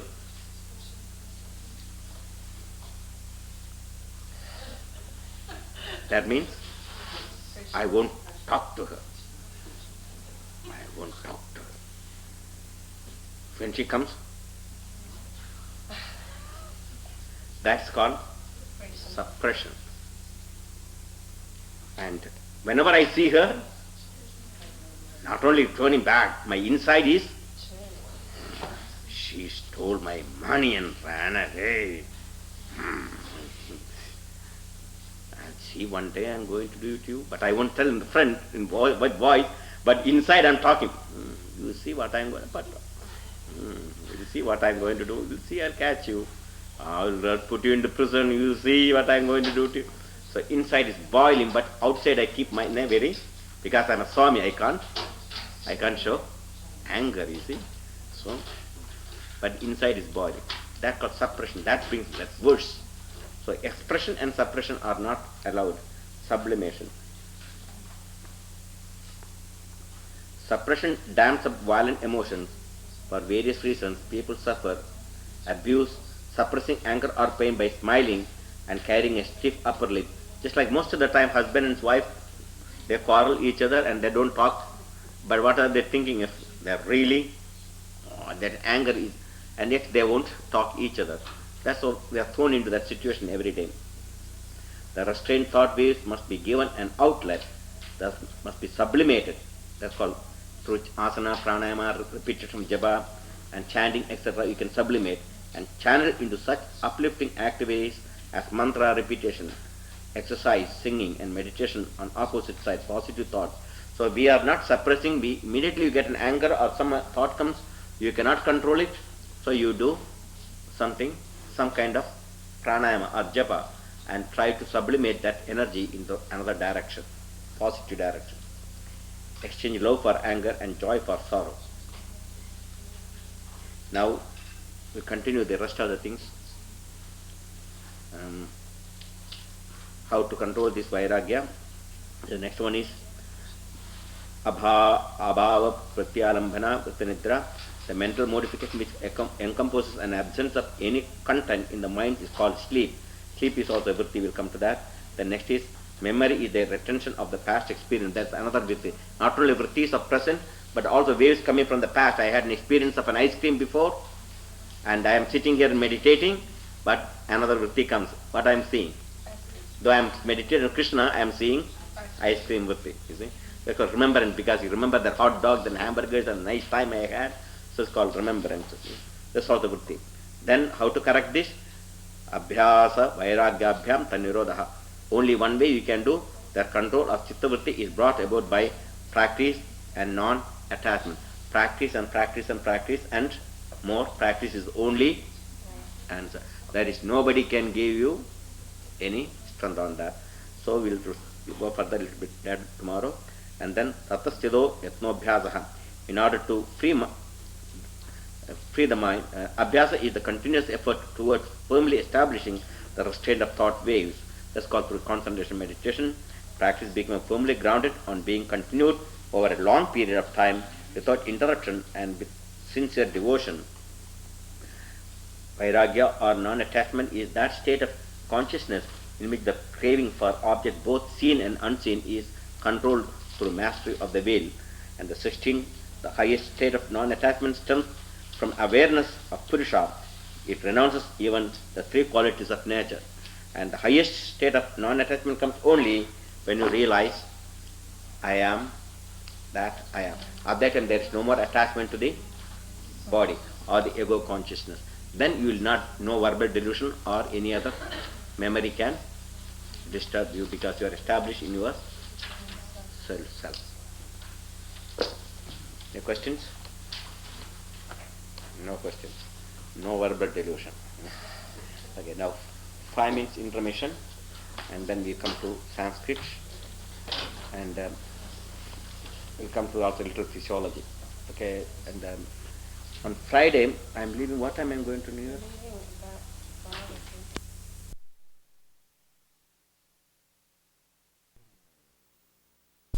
And they explain all these various bones. Okay, it is all written. If you don't remember it, just say that's from the top. Okay, so this is the skull. Louder. You don't have, this is the skull. They know that. It's just a skull. Skull, mandible, clavicle, manubrium, the body of the sternum, Stern. xiphoid process, the ribs, humerus, radius. Show that. No, that they cannot see the radius. Take it. That's very important. Radius and ulna. Now, what's the difference between radius and ulna? Which is connected to the rib, to the elbow. The ulna. Ulna, yeah, and to the elbow. the radius only That means pronation and supination. Show them how to do supination. Come on, no, that with that there. She's pronouncing your names as if they were Sanskrit. Okay. Next. Okay. Invertebral disc. Oh no, that's not a bone. Sorry. The vertebra. Sacrum. Ilium. Coccyx. Then we have femur. Patella. Fibula. First always tibia first. Tibia. First the big fellow. That small fellow always comes later, okay? So always remember the big fellow. Okay, the tibia. Fibula. And then back up at the hands, there's If you finish the feet, then finish the feet because already down. tarsals, metatarsals, phalanges, and the heel. Okay, now back at the hands. There's carpals, metacarpals, and phalanges. Okay, next. 22. Who is 22? Not 22? Oh. Yesterday he was studying that, now we can find it out. When you study the bones, you won't have any problem from the bones. Okay.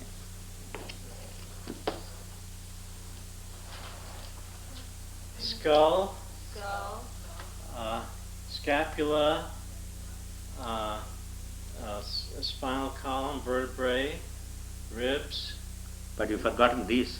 mandible, teeth, the clavicle, humerus. These are the discs, intervertebral Vertebra. vertebrae. The ulna, I have to show them, they may not know where it is. So take the hand and show them. ulna, radius. The radius turns the hand. That's called supination, which is, put that hand in the supination. Like this. No, And then it turns. what do you call that? That's supination. And pronation? And then this is. No, that's not elbow I'm talking about. supination, and then it goes this way. Don't break it. So it says pronation. Just show the pronation. Pronation. Pronation is That radius rotates over the over the ulna. ulna. Yes, right. That's called pronation. And the supination is that radius comes back to the. To the Yeah. open hand So position. that's called. Okay, once more show the pronation, rotation over the ulna, Ulna, and then supination is. where it comes back Yeah, that's called supination. to this position. Okay, with that's thumb good. up. They understood that. Okay, And thank you. the phalanges, the wrist, Wrist is what called the what? Carpus. carpal. It is the other side. You can look into the other side. Metacarpal and metacarpal. And the fingers are the phalanges. Okay. Next down. Femur. The tibia is the large bone in the leg, and the fibula, and the patella, and the heel, the tarsus, metatarsus, and the phalanges here on the feet too. Okay, thank you. Oh. Okay, you got all these things. Please again by heart it tomorrow. You have to repeat just like you have to say skull, mandible, clavicle, humerus, all this you must by heart. Okay. Anything, any touch, any operation you have to do, immediately please operate on tibia, fibula. Immediately you must do how to do operate and how to put it together. Okay. Now we got the where is the next one? Give me the okay, muscular system now. Okay, put that the big chart. Put that big one. Okay, just read it please, little bit, everybody together. Wait. Muscles and tendons. There are two things are there. Now just before you go, just how to distinguish muscles from tendons? How to distinguish? Look at your chart. How to distinguish it from muscles from tendons? The tendons are white. Dark is muscles. Now what's the difference between muscles, ligaments and tendons? You must take notes of this, very important before you go further. The three things are there in joint mobilization. Three things are there in a joint. The bones are the skeletal system, what we now study. This part must move, is it not? These joints, the purpose of the joints are so they can move. Why did not the God create the man like this stick? Then we don't have to practice any asanas at all. So God should have created the man like this stick. There's only one thing he can do, he can just fall. Headstand or stand on your feet. So that is not sufficient for us. So so many joints you saw now, all these bones have different names you are given, and all these bones are here in this skeleton is connected by what? Here in the skeleton? By wires. There are no ligaments here. This is all wires. Nails and wires and bolts and nuts. So this skeleton is now put together, these pieces of bones, by connecting with wires. In your body there are lots of wires, is it not? How your knee joint or elbow joint or hip joint are connected? That's called ligament. Ligaments tie the joints. Ligament is like the wires. It ties. Now, tendons and muscles now. What's the purpose of tendons? Now, take for example the elbow joint. Come here, somebody. Take this elbow joint. Now, first of all, it is tied by ligaments. All these joints are tied by ligaments. Now, you know the flexures. Now, flex the elbow. That's called flexing the elbow, is it not? Now, extension of the elbow.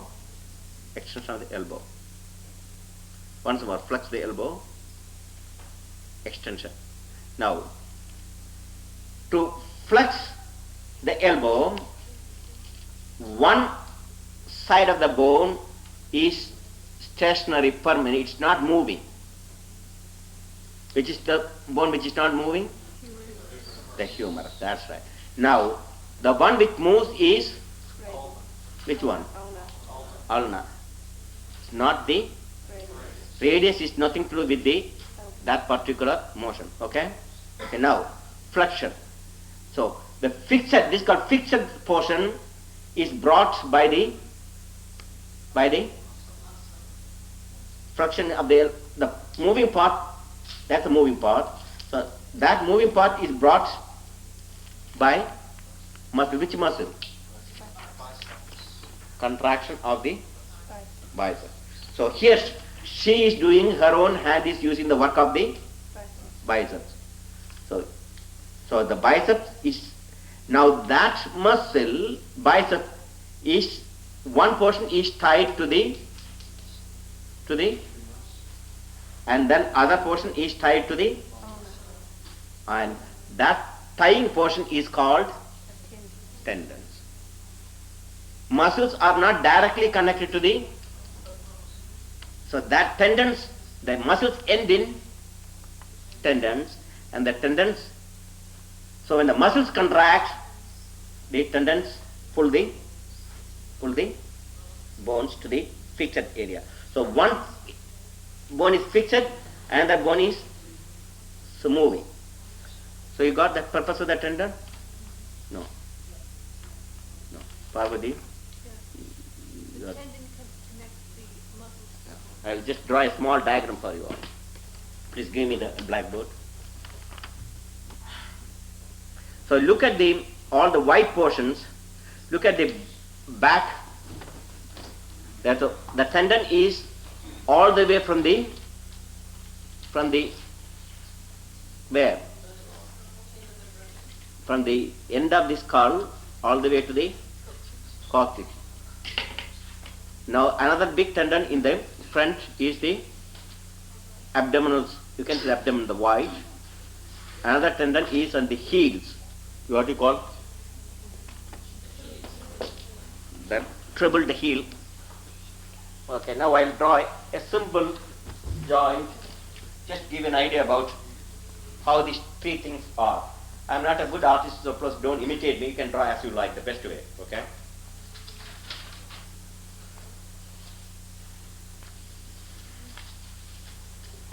What is this? What is this? This is? What is this? Humerus. Okay. And the humerus is connected to ulna. That is ulna. And there is also another radius connected. And there is the bones. What are those things? Carpals, metacarpals and carpals. Okay. Now, here I am drawing the biceps, a simple biceps. That is not muscle, that is tendon. And then that is the muscle. Muscle, I put it like that. So you know that the difference between muscles and the tendon. This all.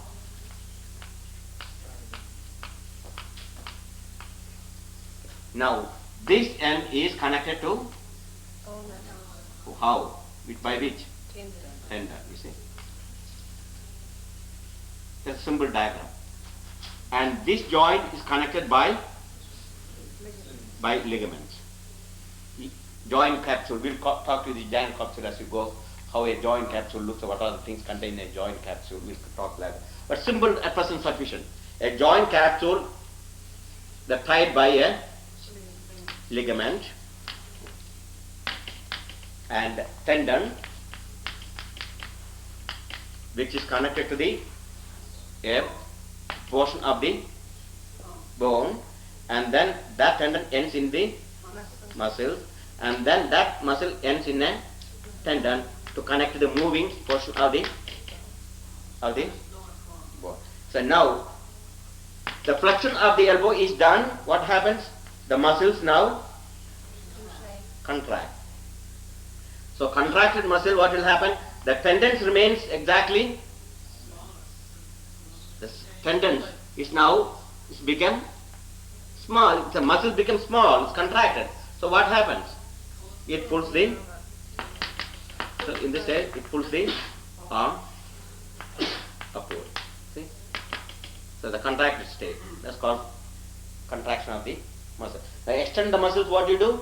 But the muscle which extends now the elbow back. The triceps. See? The triceps is connected to another tendon at the bottom. Muscles are arranged in opposite pairs. Opposite pairs.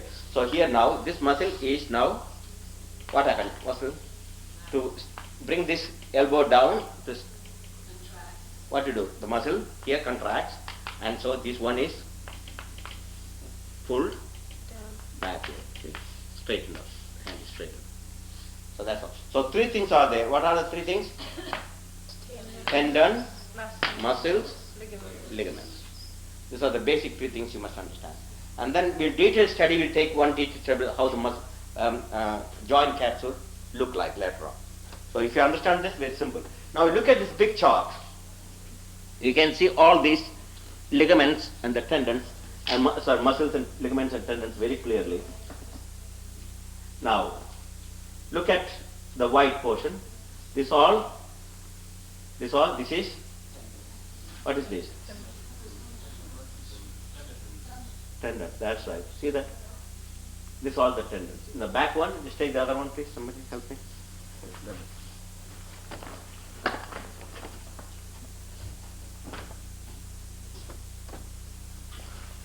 Take that one.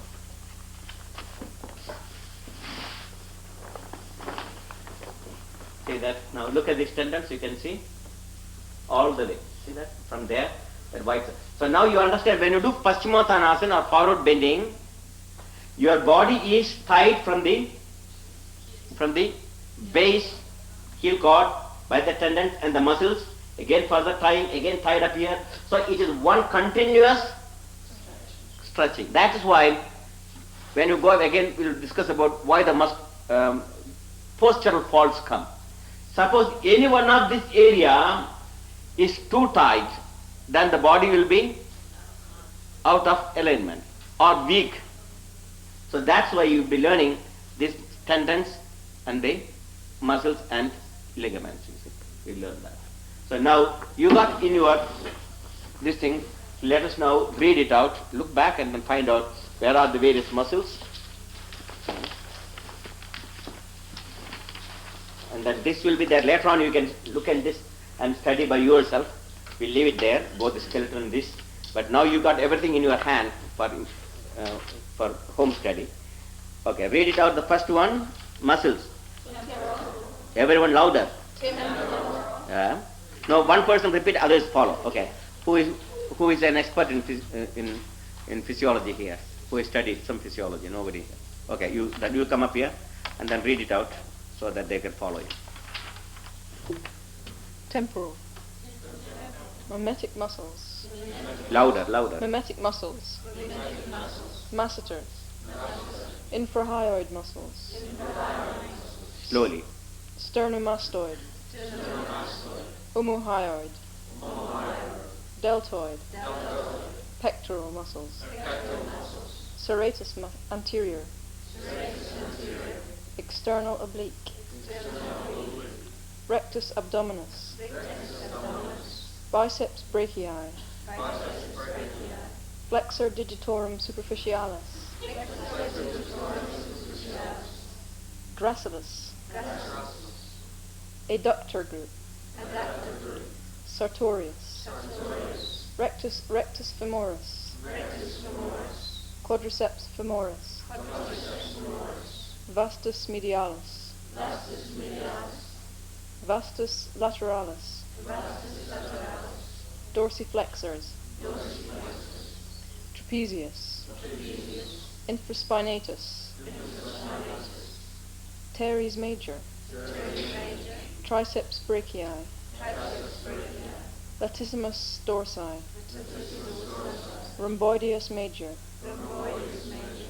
Gluteus medius. Gluteus maximus. Digital extensors.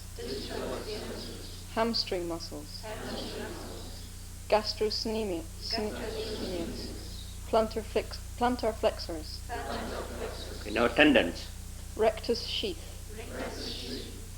Flexor retinaculum of carpal tunnel. Patellar tendon. Retinaculum of tarsal tunnel. Tendons of long digital extensors. Tendons of tibialis anterior. Lumbodorsal fascia. Fascia lata. Achilles. Okay, now, we're not finished, just wait. Now each one, you look the numbers, we just learned the names, now find out where those muscles are. Okay, number one, just read the number one and then you also just look the number one where you can find it. Number one, temporal. Can you see the muscle? No? Above the ear. There's no number there anyway? Okay. It is here. You just find out that one. Okay, maybe come up here so that they can see also. Come up the top. Now you just look at the big one and look at the chart also, then you will see if there's no any difficulty from this side. This way. Okay, read it now and then show them where it is. Number 1, temporal. Number 2, magnetic muscles. Number 3, masseter. You know where it is? Here. See here. Look at your chart also. First find your chart and then look up here if you got problem. Okay. Number 4, infrahyoid muscle. That's not it.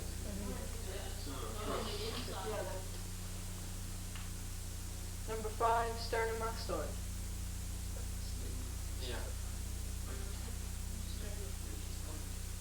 Number 6, omohyoid. See the 4 and 5 is here. Look at this. Did you see? It is very, very, not very clear. Look at the 4 here. Did you see? And 5 bottom. See that? Oh, 4 here and 5 here. Just look into your in the first one. See the front neck. The neck you look 4, and you can see the 5. Did you see? You can make with your pencil. You can write, make it very clearly, so that if there is any problem, write with your pen, with your own pen. 4 and 5. Okay, next. Number 6, omohyoid. Number 7, deltoid. You know where's deltoid? Yeah. Number 8, pectoral muscles. That of course you can also understand where it is. Number 9, serratus anterior. That is here. Number 10, external oblique. That's when rotation on the spinal twist, etc. You'll be using this external, this muscle. Number 11, rectus abdominis.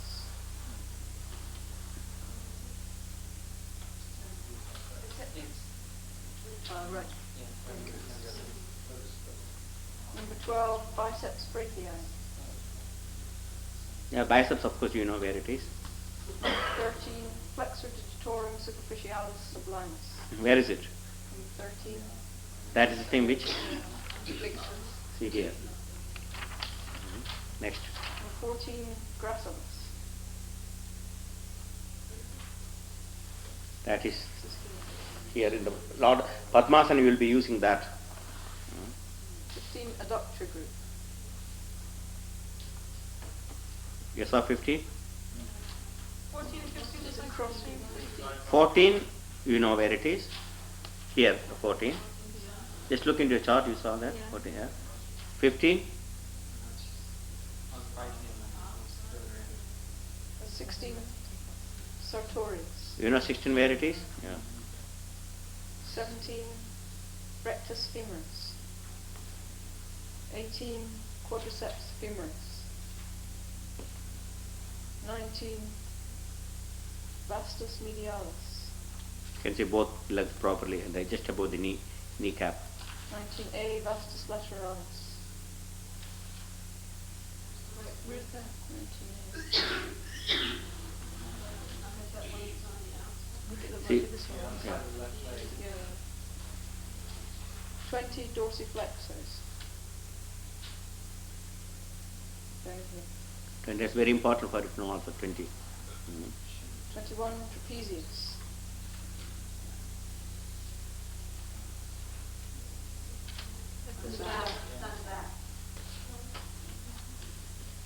That's the back on the very top now. Backing. See the second one. You go to the skull and come down. You see, the back one. This is no. I can put that out. Okay, just see the back now. This is all the the behind the posterior. 21. Trapezius. 22 infraspinatus. 23 teres major. Down here. 24. Where is it? I think it's this one. Triceps brachii. Triceps. You already know. 25 latissimus dorsi. It's also important for you that how that spinal twist, etc. That the back extensions always going to help you greatly. Next is 26 rhomboideus major. This one.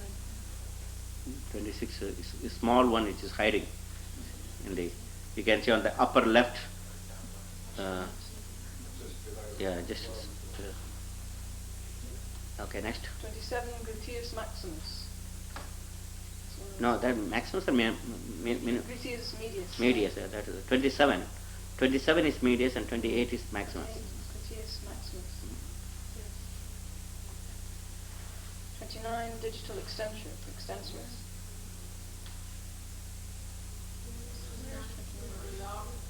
Oh, here we go. Yeah. 30, hamstring muscles. 31, plantar flexors. Sorry, gastrus. Senius. 31. 32, plantar flexors. There's a plantar flexion, you know that? Plantar and dorsiflexion. Plantar. 33, rectus sheath. Okay, now just look at the powerful tendons. 33, Rectus sheath. rectus. Yes. 34, flexor retinaculum of carpal tunnel.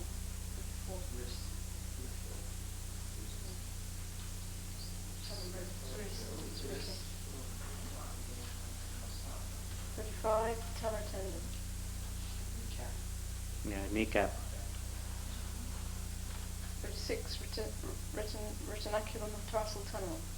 That's our ankle, near ankle. 37, tendons of long digital extensors. 38, it's down your That is the foot. feet. Yeah, here. 38, tendons of tibialis anterior.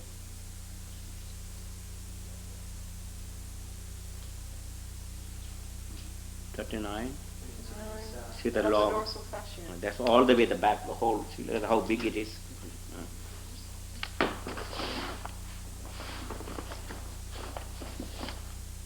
40. Fascia lata. This is the. You get sometimes lots of pain here and very tight this area. I'll do that. Can I move up the chart? Just give. Okay, I'll give it to you. Come here. Fascia lata.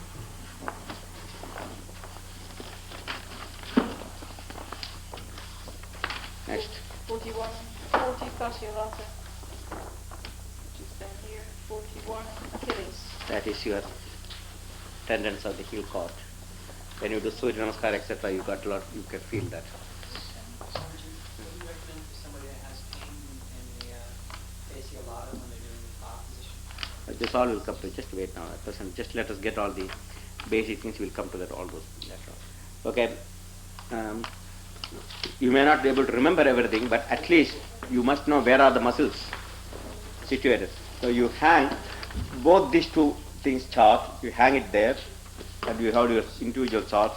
So you can study skeleton and study the map. Bring this. Put that. Hang it there somewhere, please. Come on. Help you. Hang it both this muscular chart. Take this also and give it. No, we need that one on the stand. And then But we need only two. We need two. because there's that and the other. Okay, just put it somewhere, wherever it's possible. I'll put it one up there. Okay, put that one up there. Well, put it there. Come on, help it. I need a nail. Yeah, but so there's no nail. There's no nail at the back. There's a joint on this. Try to by heart all these names, but at least the basic ones you must know how it looks like, so that you can understand the postural problems when you come to that particular lessons. Okay.